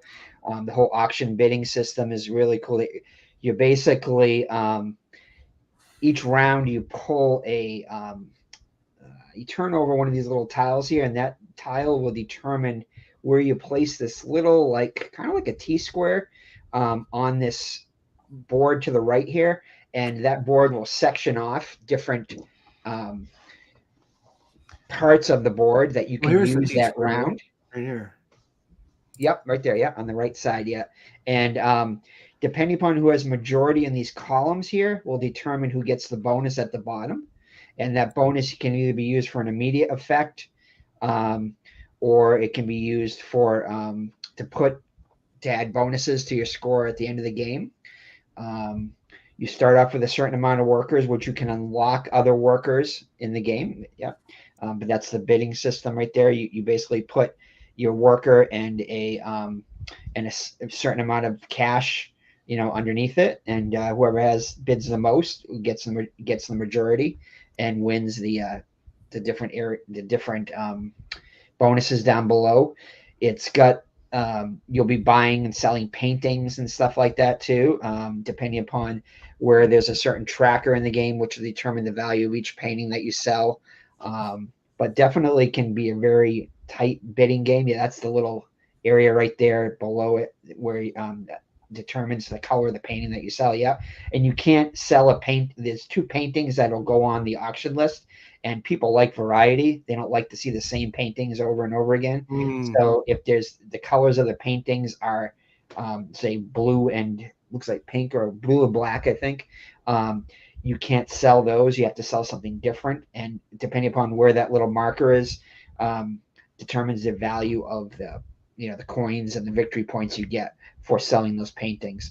Can be a very tight game, but very fun. The auction bidding is actually my favorite part of the game, and along with the art style. The art style is just, I haven't seen it in any other game like that. It's just a cool game. I played the card game version of it too, which doesn't do it for me. I mean, I can see the mechanics in it are similar, but I have to get the tactile feel and the whole sectioning off of the board to determine. And you build buildings in those sections too. So you can build a building of your color in there, and therefore, if anybody goes to that section, you'll get a bonus from them building, using your building kind of thing too. So that's pretty neat. But that's my number 14, and that is Brussels 1893. Nice, awesome little game. I've never seen that one, so that one looks some really good playthroughs interesting. on it. Yeah, yeah, I'm gonna have to check that one out. I think that's the best thing about having us all be different, is that we're like introducing new games to one another, and letting people know what are really good games out there. So that is awesome. My number, I think I'm gonna get yelled at here in a minute. This might be. I was waiting for Chris to have this on his list. We haven't seen it yet, so it's obviously going to be lower than mine. My number 14 best game of all time. Who would have thought a game about birds would be so good? Who would have thunk it? Wingspan, my number 14 of all time. 3-way crossover is going to be the number 1 family game of all time. Strategy, number 32. Overall best game, 25. It is super good, super solid. Deck building, management, resource management. It's got a little bit of everything in there, and there's just the replayability and variability in this game is insane. Oh, yeah. I have no interest in birds at all. I have birds that sit right outside my door here, and not until after having played this game, though. No, I still don't have any interest. We have a pond right outside here, and there's birds outside my door all the time, and I could just sit out there and watch them all day long. But I have no interest in there. But I love this game. It's so good. It's so good. And Chris introduced it to me. Or really, I mean, I've heard of it before that. But then Chris started playing it on his channel. I was like, I was hearing it out. Yeah. And I'm so glad I did, because it is so good. Get the expansions, buckle down, and get those expansions, Chris. Just add so much. Man, this core game is enough for me, dude. Enough for me to have played it over 230 times in a year. Yeah, well, just variability, more variability. I've got the Oceanic one, and I haven't even opened it yet. So Oh, it's awesome. I I'm love not the say anything else. And I the love cool the thing is, it percentages. does with. Is it the Mhm. Oceanic one that adds the new solo mode to it with the solo track board and everything, which is pretty cool. It might be Now it really expands the AI when you play the AI. Instead of just doing a generic thing, it will actually you're going to put pieces on like this special board, and then you're trying to get your most pieces in different regions and stuff. It's really it adds an extra layer of complexity to the AI, which I you don't necessarily need it, but I think it does help. So Yeah. my number 14, best game of all time. Who would have thunk it? Birds. Yeah. Wingspan. Yeah, my buddy that I play in my group with, he likes the game, but he prefers Everdell, which I don't. I played Everdell; it's okay to me, but I like this. I like Wingspan much better. It's more streamlined. I just like the way it operates. The only thing I don't like about it, but I understand why they did it, is you get less actions each round because you take a cube and you put it on the little track there, depending upon the bonus tracks. But I understand why they do it. That really, really just makes it that much more important. You're really, really tight with your actions. You're like, Right. oh crap, I got to get my engine ready, so that way, whatever I'm scoring points within the final round, I can do that. Yeah. I had this game briefly, but I ended up getting rid of it. I don't know if it was just a combination of the theme, and I don't really go for engine builders, but I think the theme kind of ultimately broke it for me, where I've never really had an interest in birds. And the ladies if you're not into the mechanics, because it's engine builder and combos all the way, man. I love combos as long as the day is, but if you're not into that and the theme doesn't help, now I can understand not digging it. I can understand that. I'm sure we'll see it again sometime. Maybe. Number 13, Mr. Phoenix. My number 13 game is going to surprise a lot of people, probably. I have had no doubts that I'm predominantly a solo gamer. So the fact that this game has climbed as high as it has with no solo mode is really just a testament to how amazing I found this game. It's another space one from that Fantasy Flight company again, and Jester kind of stole my thunder, but it is Twilight Imperium 4th edition. So you take control of a civilization in the Twilight Imperium universe, trying to build up your resources, your ships, your fleet, all that good stuff to try to get to the goal of whatever number of victory points you play to, usually 10. But yes, like Zaya, it is very much a table hog, and there's a mat that just came out for it, which really helps with setting up the board. But yeah, this is one I could definitely see really being sensitive to what group you play with. And it was actually, and it's kind of reminded me of something that I was talking with one of my friends about a couple of weeks ago, where sometimes if I get off to a slow start, it can influence how I feel about a game. But I really do enjoy Twilight Imperium, especially the group that we play with, where we kind of stay mostly out of our own way, do our own thing. And then there are a couple of turns where just absolutely all hell breaks loose. And we enjoy that. So number 13, Twilight Imperium 4th edition.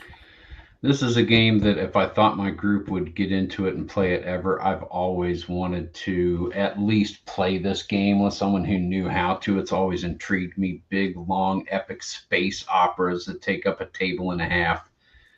Oh, man. But I'm not going to get it just for myself. Yeah. Yeah, you definitely need. This is not probably a great solo game. Doesn't have a solo mode, actually. I've looked on the Geek. There's an unofficial one, but it doesn't look like there was anything really. There hasn't been anything done with it for quite a while. Is there a lot of hidden information in the game?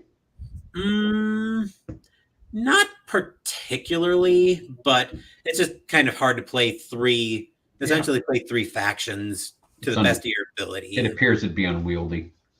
Yeah, it'd be a lot to manage, a lot to run by yourself. Yeah. Yep. All righty. I think I have a number 13, don't I? You better. You do. Lucky 13. Skip over 13. And all I can say is that any game where reproduction is a game mechanic has got me sold. Whoa. Because why not? My number 13 board game of all time is Stone Age by Z-Man Games. Ah, Yeah, it's worker placement. You can get resources to feed your thundering hordes. You can hunt and get food, build huts, increase your culture.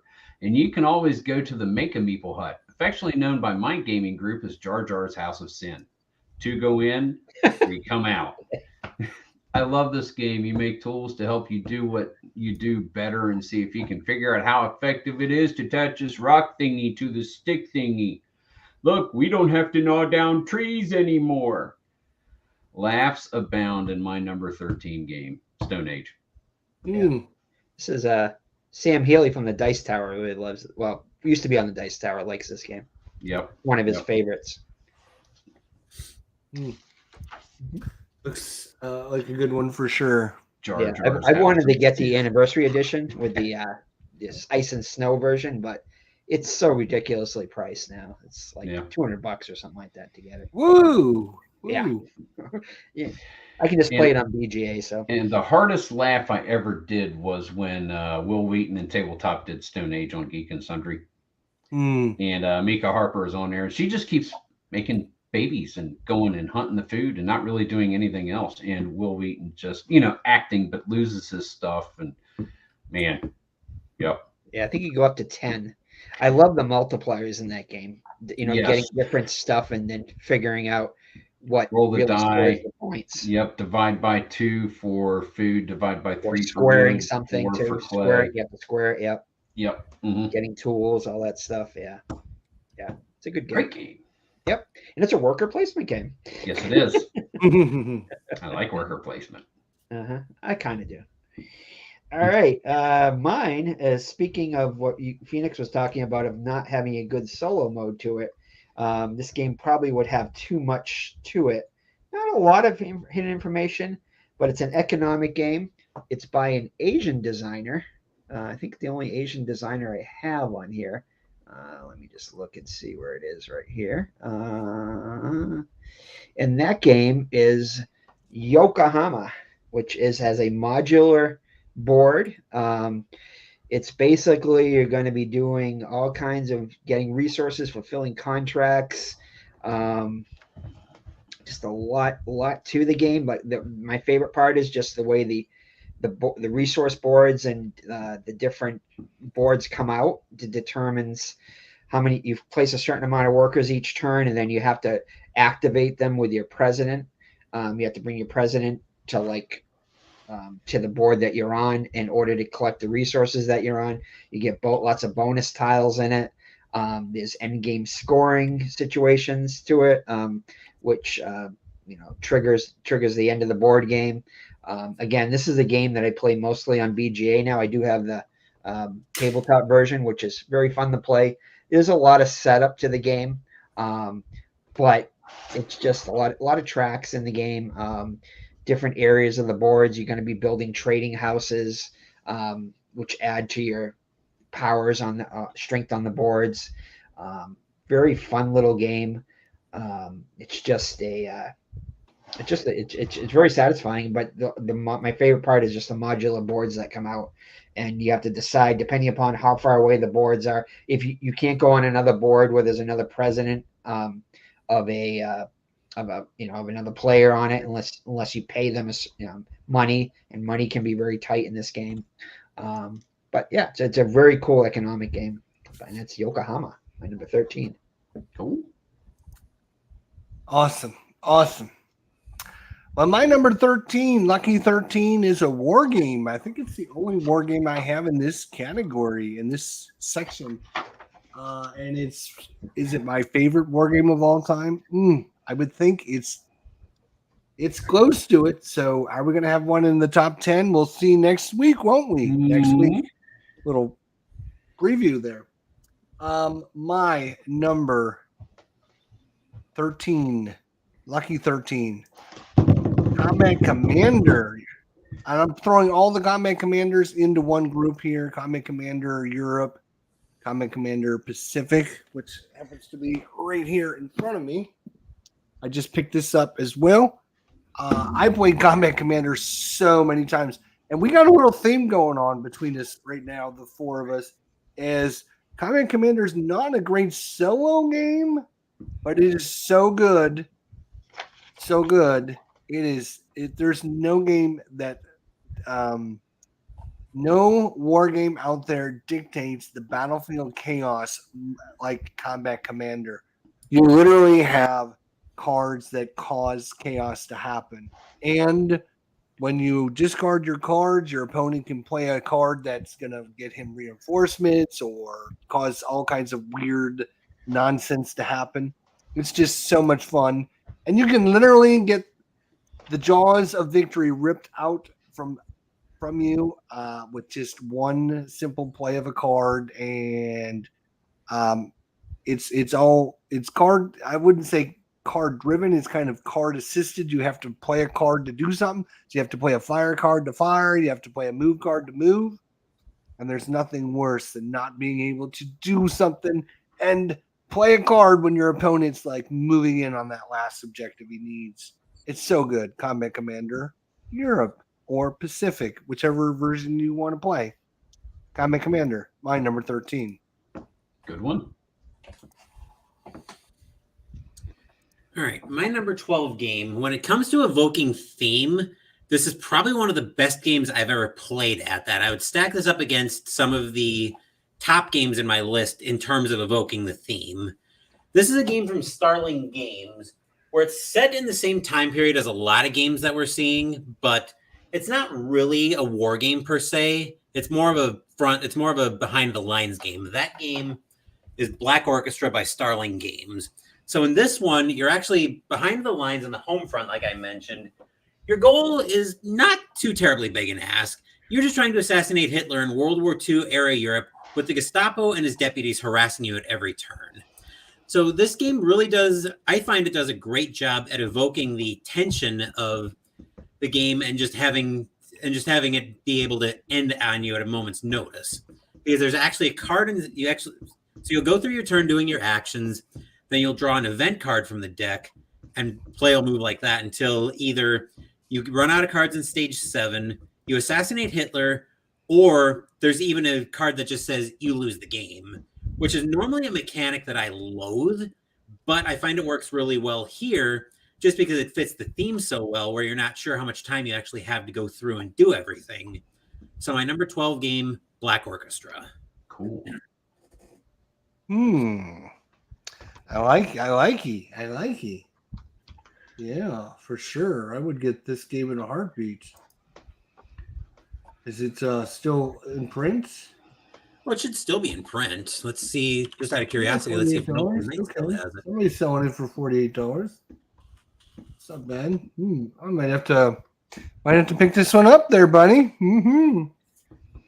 If you ever need to see how it plays, it's turning into my yearly Victory in Europe Day game. Alrighty, my number 12. I'm going to come right out and say it. I love Ticket to Ride.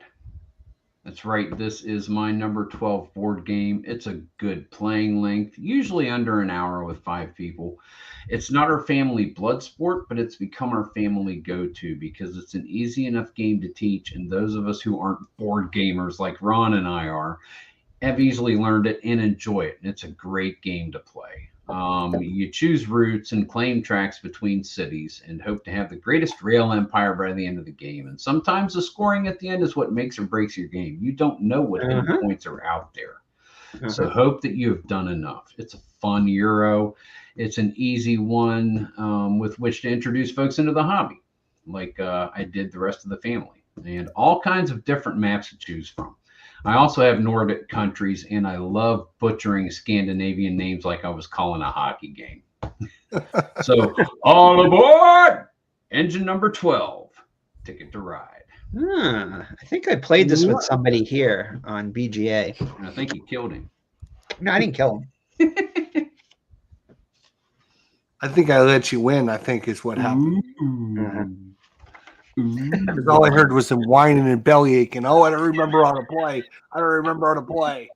And that was crossover with IDJ. Well, here is a game. What was my number? What was my Ticket to Ride number? Somewhere in the 50s? get to Was it ride. 16? I think it was in the I'll find it 40s. quicker than you will. Probably, maybe. 'Cause I remember making a comment on No, it for the before great list. when we did this. I think I want to say it's Number the 40s. 29. Thank you. 29. No, there it even is. higher. I looked it up on Okay. my list quicker. Number 29. Yeah, great game. I love the Ticket to Ride. And I think, as Chris said, it is a great introductory game for people. It gives them, it shows them what games can be like outside of Monopoly and Scrabble and stuff like that. Introduce them to actually strategy games. Using the old noggin. What do I do with my? Wait a minute. I have these pieces, but I can only put them out on here or over here. What do I want to do?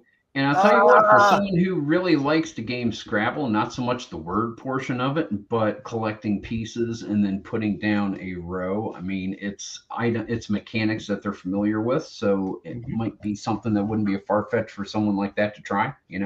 Right. Mm-hmm. Absolutely. Alrighty, this is a game I didn't. My number 12 is a game I did not beat ID Gesture at. He beat me at that, and we played this on BGA, and this is a game which makes you really hungry. It's the quintessential worker placement game, and it probably has the most spots of any game I've ever seen. It has an expansion that improved an already awesome game. It's ranked, I think, number 23. That's a Uwe Rosenberg, A Feast for Odin. Feast for Odin. So there were two actually Uwe Rosenberg games in this one. But this is, you can do anything in this game. You can hunt, you can fish, you can go raiding and pillaging, you can do exploring in it. You have to feed your people, which is a common theme for Uwe Rosenberg games. But it's got an awesome solo mode, and the solo mode is really a cool way to do it. It's the same one I think I mentioned that was in Newsford, where you take colored workers of one color and you put out all your worker placement spots, and then you leave those on for the second round, and you take another color and you're basically block yourself from other actions in it. But I love to go for the raiding and the pillaging in this game, and the resource conversion and the whole polyomino Tetris-y type ways you place your good on your boards. I tend to get too many boards and therefore get a lot of negative points in the game. Yeah. I think that's the reason I beat him, was I had filled up my board, and I think you had an extra board. Yeah, I think I did. Yeah. You can also raise animals in the game too, but the whole hierarchy of the different 4 levels of goods and converting those goods and is something I really enjoy with it. But there's lots of different strategies in this game, all of which appear to be very viable. And you get more workers as the game goes on. As you take them off your feast board, you end up with more actions and more stuff at the end. So it's very satisfying game. And and that is by Z-Man Games, and that is my number 12, Feast for Odin. This game's been on my radar for about 3 years. I really need to play this game. Get it. I really need to Good play luck this trying game. to find it. Play it on Better BGA. hopefully reprint That's it. why BGA. I really need to play it. Yeah, play it on BGA. play it on BGA. And see if I need to move it from my radar. High to Ground Gaming blind. will play you. I think you will. He's always trying to increase his score by taking on rookie. Yeah, right. Look at my rating on it. I got a rating of 100, which is basically the crappiest rating you can have. Oh, really? Yeah, I'm not that All right, great. my There's a lot number of people. 12 is a 4th edition game. This game has been out for so long. This is another great, awesome fantasy adventure game. I played it probably. Talk about table hog games. You would think that this game would not be, but it is huge when you get all the expansions on the table. This is, of course, none other than Talisman, the revised 4th edition. Boy, oh boy, when you get all the expansions on that game. Now, the core box, or the core board, is pretty big, as you can see, but each of the expansions adds a huge like a corner box that goes in the corner, and when you get all 4 of them, it really let's see if we can find a picture everything. That would be awesome. All right, so let's see here. But it's a very simple system where you're basically rolling a 6-sided dice, and you're moving either left or right around the board, trying to earn yourself, get yourself powered up enough that you can go and complete the adventures in the middle. There's all the boards on the side. So you have one down here, one Oh, up I in the watched corner. you play this once. Yep. Yeah. I watched you play this. It's awesome. There's just so many things to do in this game. There's so many little expansions. There's the Reapers chasing you around. You have a werewolf that's chasing you around. You got other characters chasing you around. Every character is unique and different. There's only 3 different stats: your crafting, your strength, and your willpower. And then you're gonna roll a dice, move left or right, do an encounter, get new items, power up your skills, get more powerful, go to the middle and complete whatever the middle objective is. Awesome game. And I think it's still a great game to teach newbies, new war gamers or new board gamers, to kind of teach them and get them into, playing games, because it's very simple. Like literally roll a dice, move that many pieces, draw a card, and do what the card says. So layers upon layers, says Mike. Yeah, exactly. All right, so we have, what we have? We have one game left that's outside the top 10. Drum roll, please. This is the loser. It's like the first loser, right? What's your first loser? My number 11 game is a crossover, actually, with at the very least Jester and Lower Slower. As I've turned to wargaming, this has probably been the series that's caught my eye the most. And if I end up needing to jettison Air Raid Pearl Harbor from my wargame list this year, this is probably the series and likely the game I'm going to turn to.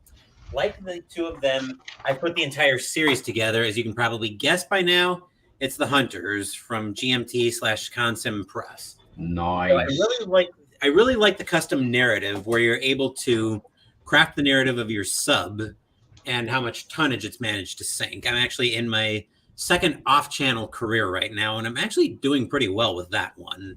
But yeah, it does kind of bother me somewhat that you're rolling for everything, but thematically it makes a lot of sense just because you're down in the depths of the ocean. You don't really know what's coming up there. So yeah, my number 11, The Hunters, the entire series. Nice. Yeah, I love good that game, good system, fun. Definitely challenging at the right opportunity. That's for sure. Mhm. And I just did some patrols. Dodging those airplanes. I actually did some patrols earlier tonight before we went live, and they were probably some of the most boring patrols I've ever been on. I think I boring is great. Well, boring is great, but I think I encountered a total of 3 ships, and one of them was an escort. Ooh. Ah, man. Yep. And the other 2 were small freighters. Of course, I sunk them both, but my number 11, The Hunters system. Outside the top 10, huh? Ooh. This is my one game that did not quite breach my top 10. And my number 11 is Scythe by Stonemaier Games. Scythe is a good resource management worker placement game where there is a threat of combat, but it's not the game's focus. I mean, you see mechs, you see people with guns and everything, and you're thinking fighting, but it's not really the focus of the game, but it can and should happen to help with some victory points. But just that it's there, you're on edge, and do I do it with a certain amount of power? Do I risk it? Do I have combat cards? But everything else, it works really well without battle being the major concern. It's post-World War I Europe, and everyone is trying to pick up the pieces and race for the central mythical factory and prop themselves up as the greatest nation extant. Get food, metal, oil, and wood, and you're able to do other actions as a result of having those, and you try to create your empire, hoping to snatch success from all those around you and win the game. So my number 11 board game of all time. And by the way, it has a great solo thing with the Automa factory that Stonemaier Games has. My number 11, Scythe. Hmm. That was on yours too, it wasn't ID?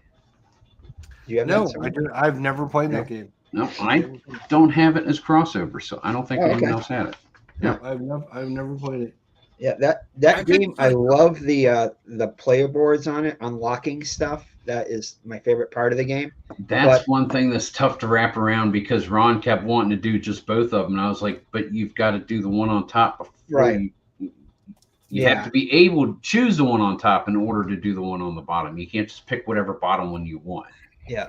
Yeah. Unfortunately, the thing that I don't like about it is, which really doesn't bother me in most games, but for some reason in this game it does, is the theme. I don't like the weird alternate University, yeah. yeah, It's different. it doesn't It's work for different.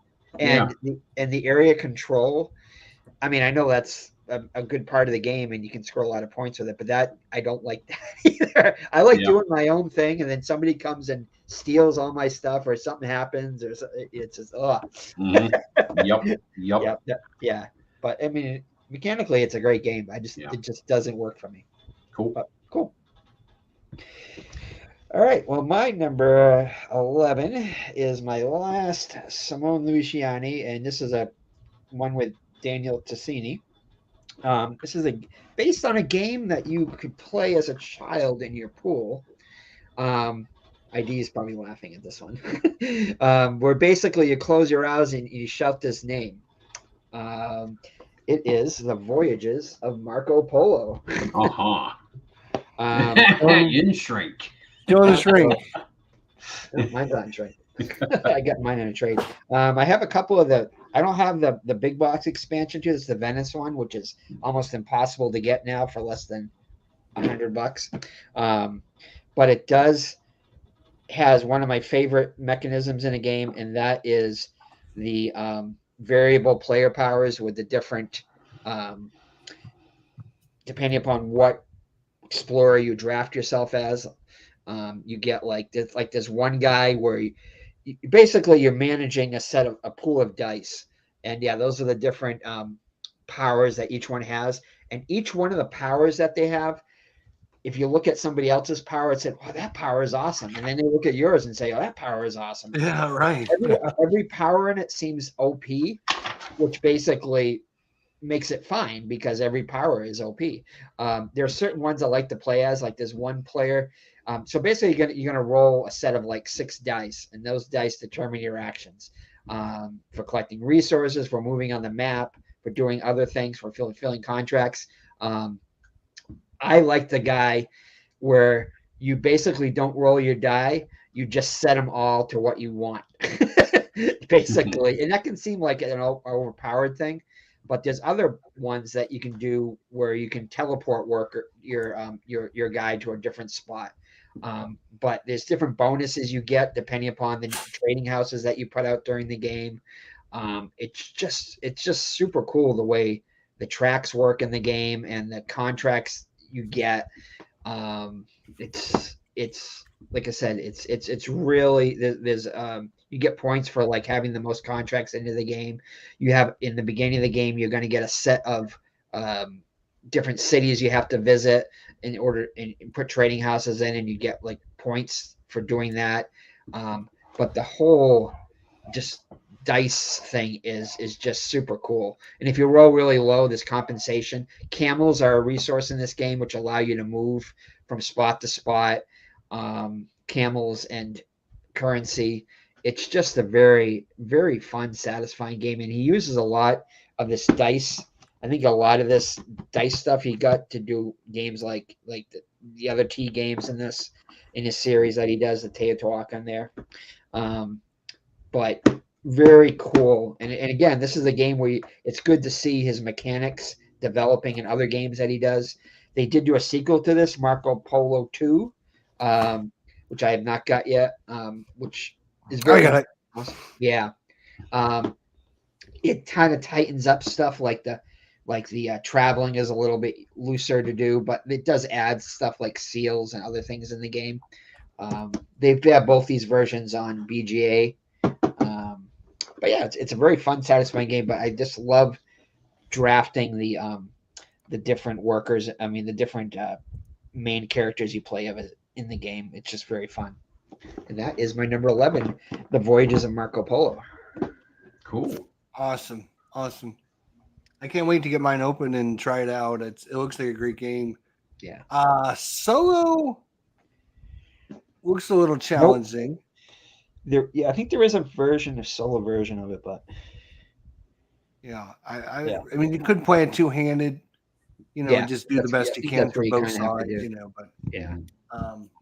You got to make. All right, so my number 11, just outside my top 10. We were all tasked, all of us. We talked about it after the show last week. Every one of us was tasked with playing a game that was going to be in our top 20 to 11. And the only person that actually did that was me. I played Fall Classic Baseball, which was my number 20 game. See if I have. And then I also played my number 11 game, which is right here, because I thought, I'm going to play all my games. I didn't get around to playing all of them, but I played a couple of them. My number 11 game, Terraforming Mars. Ooh. Yeah. Great game. Super interesting. I think it probably could even make it in the top 10.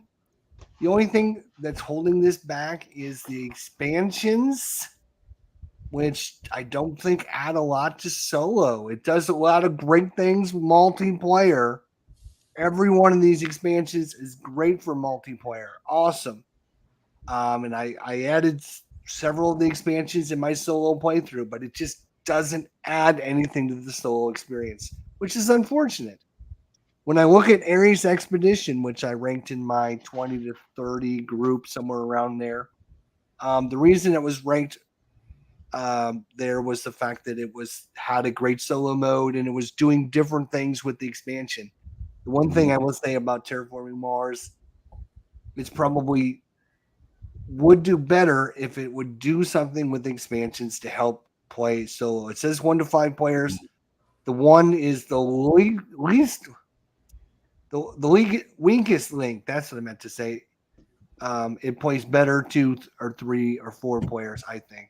But I do play it solo. I just played it this week. It plays great solo. The problem is a lot of dead cards you'll run into playing it solo because it'll be this I could take 8 plants from you, but I don't have anyone I'm playing against, so I can't take 8 plants. So the card is kind of dead.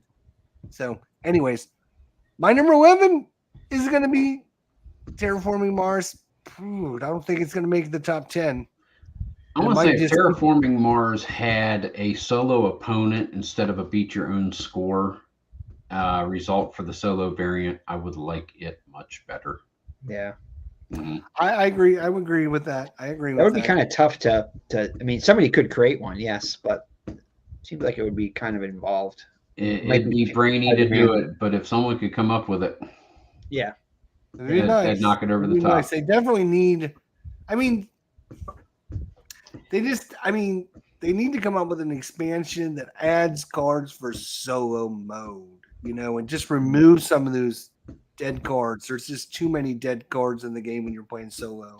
Mm-hmm. I find there's enough variety for me to play it solo, even though it is beat your own score, because of all the different, companies you can play as. But I do think that the Prelude expansion is a must-have for me. I can't play without it. You gotta play with Prelude. Way too slow without it. Yeah, you gotta play with Prelude. Yeah, Prelude it takes 2 generations, but you get such a head start. Yeah, exactly. Yeah. Mm-hmm. And it just you can kind of fine tune your setup a little bit, Yeah, it does. To work with how you like to play or how your faction runs or whatever. Mm-hmm. Yeah.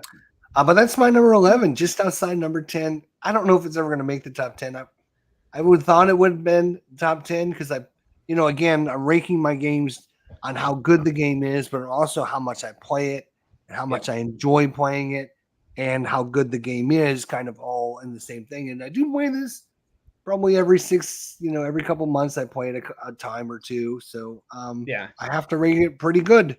Yeah, you have the little figurines and stuff, whatever the. Oh yeah. Those are awesome. I got that. love I those. got that too. Yeah. So yeah. Yeah. The little Yeah. landscape Landscape thing. stuff. Yep. Mm-hmm. Yep. I think These that was are well worth getting. super cool. Yep. Yeah, I just think could use a little bit of an update to make I mean multiplayer game, 2 people, 3 people, it plays great. It's just one of the all-time greatest games ever. Yeah. But anyways, that is our 20 to 11. We only have 10 to go. 10 top down. I did play a game that's in my top 10, but it's a re-implementation of the game, which basically fixes the mechanics. It's part of the Steffenfeld City Collection. I'll just give that away. And I have it set up here, but I didn't record it or anything. Well, we will be tasked, all of us again, with playing one of your games from your top 10 games of all time this week on your channel. Again, you don't even have to play it. All you have to do is just kind of sit down and say, hey, I wanted to introduce this game to you guys and show you what it's like. I wanted to fondle this board game in your presence. If you want to play it, then play it, but you don't have to. I played Fall Classic. I played 2 games of Fall Classic, and I played Terraforming Mars just so I could have something to go on my list. Spoilers, everybody. You got to hit pause real quick. Oh, too late. So top 10 left. Yep. I have 5 games next week that I've owned for a year or less. Wow, really? New games at the top. I bet you one of them is Ark Nova. I'm just guessing. The only thing I can say about my top 10 is I had my number 2 favorite game of all time, and I played it a couple weeks ago, and I did not have as much fun playing it, so it dropped a few places because I forgot. Well, it's not that I forgot. It is a lot to manage solo, and I'm like, there's just other games now that can squeeze in there and take that spot away. So my number 2 of all time is no longer my number 2. Ooh. Right. Which is, Can't really say much about mine because. But I love all of them. I would still play any of them at any moment. I have 1 sports game, 1 war game, and the rest are board games. Yeah. 6 of mine are by my top 3 designers. 6 of my 10. Well, I mean, that makes sense, right? Yeah. Yep. Wow. Look forward to sharing it with everyone next week, 8 o'clock, right here on the channel. Yep. And it's probably going to be a longer episode for you guys. So if you just buckle in, as we're going to be probably having a lot to say about our top 10 games of all time. So it'll probably last a little bit longer. Yep. And looking forward to it. So what do you think? 20 to 11, Phoenix? You like those games? 9s and 10s? Are we talking all 10s? Mostly 9s and 10s, I would say. I'd say more 10s in the 15 to 11 group. Would you, if I was to say, oh, let's play this game, and I just randomly choose one of your games from 20 to 11, would you play any of them anytime? I think it depends on the timing that you throw at them. I can think of at least 2 that if you were to say, hey, let's play this in 3 hours, we wouldn't be able to. Okay. Because they're Zaya, right? Zaya is one of those. Zaya is one of those 2. Yeah. I've been looking at Zaya. It's interesting you rank it so low because now I'm more interested in it because I've been kind of resisting it because I'm like, oh, it just looks like it's a lot of extra work. And have you played it solo? Yes, I have played it solo. The only thing I'll caution you on with that is it's not solo right out of the box. You do need to get an expansion with that. I believe it's the Embers of a Forsaken Star expansion you need for that one. That's a bummer. Oh, it's an expansion. You can afford it. That's true. That's true. We're gonna get it. I mean, it is a kind of the other thing is kind of expensive, expensive little. But I mean, like if you look at my number, what was it, number 12 or 11? My Talisman, right? I mean, Talisman's only $30 or $40 game, but then you add 8 expansions on it, it's like $400 by the time you add everything in Yep. there. Yeah. So I'm and going to say Wingspan, Wingspan is it's only a $30 game, 30 or 40. And then you add in the 3 expansions, and it's like $150 before you get all done. I'm going to say my 20 to 11 are all 9s. But I'm going to say my 10 to 1 are all 10s. Yeah, I'd have to say that for me My too. 10 to 1 are all 10s. They are. Yeah. Really? I wouldn't say yes, they are. I put the dividing line actually between 11 and 10. My top 10 are 10s for me. 9. They really are. Yeah. Want to take a guess on what might be in each one of our 10? Just so like one game that we think might be in that person's top 10. Okay. I'm guessing Wingspan is going to be. Yeah, Chris. that's my guess for him too, Chris. Let's see. PhoenixKnight is going to be Arkham Horror, the living card game. Yeah. Yeah. Absolutely. He already mentioned Guy Project, right? It's going to be an Uwe Rosenberg game. No, which one is it going to be? I'm going to say no.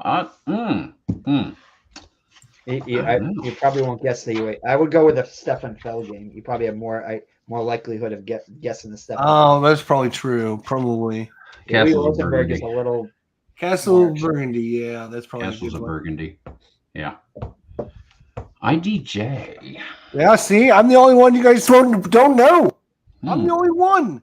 You guys would never know what's on my top 10. That's crazy. I can name all of them for you guys, and you guys can't name one. It's going to be because you have them. We gave them to you. You could open a store. I got too many, right? Yeah. Is that what you're trying to say? Yeah, I can't believe. All right. I can't believe you guys. I'm gonna take a guess with him. I'm gonna say Arc Nova. You're gonna say what? Arc Nova. I've already done Arc Nova. Oh, you've already done it? Okay. Yep. That was my number 21. Okay. All right. What else is there? I really don't know. I don't know. Wow. Well, I guess it'll be a little surprise for you next week, won't it? Stumped. Wow. I am shocked, my friends. I consider you guys my friend. Did you put inside pitch on yours yet? Did you put inside pitch? Did you do inside pitch yet? Yes. Okay. It was on this week. Huh. Was it? Oh no, I didn't do inside pitch yet. You're correct. Yes, that's right. I was thinking Fall Classic, sorry. No. That's my guess. That's the only one I could probably guess. That's a good guess. That's a good guess. It's the only one I would have any idea about. There he is. He's back. I don't know what happened there. Yeah, that's a little weird. It changed cameras and everything. I don't know. Shoot. I was in the middle of looking at IDJs, and I'm not sure, but I'm almost going to throw one out there. I think I'm going to throw a guess out there for IDJ. Okay. Brass Lancashire. Oh, yeah. No, I already did that. You did Brass Birmingham. Well, I put them in the same. Oh, you did put them together? Okay. Yeah. All right. Yeah. That was my number 30. I don't know. I think the one guess I'd feel somewhat comfortable throwing out there, and there's so many out there, is Arkham Horror 2nd Edition. Yep, we did have some be in my top 10, Cthulhu coming up. I didn't think of that. Yeah, that'll be on my list. It'll be on my top 10. I was actually my game that was number 2 all the time. I got moved down the list. Got bumped a little. Okay, all right. Yeah. You played the heck out of that Sunday nights for a while. Okay. Great game. I love it to death. But it is just.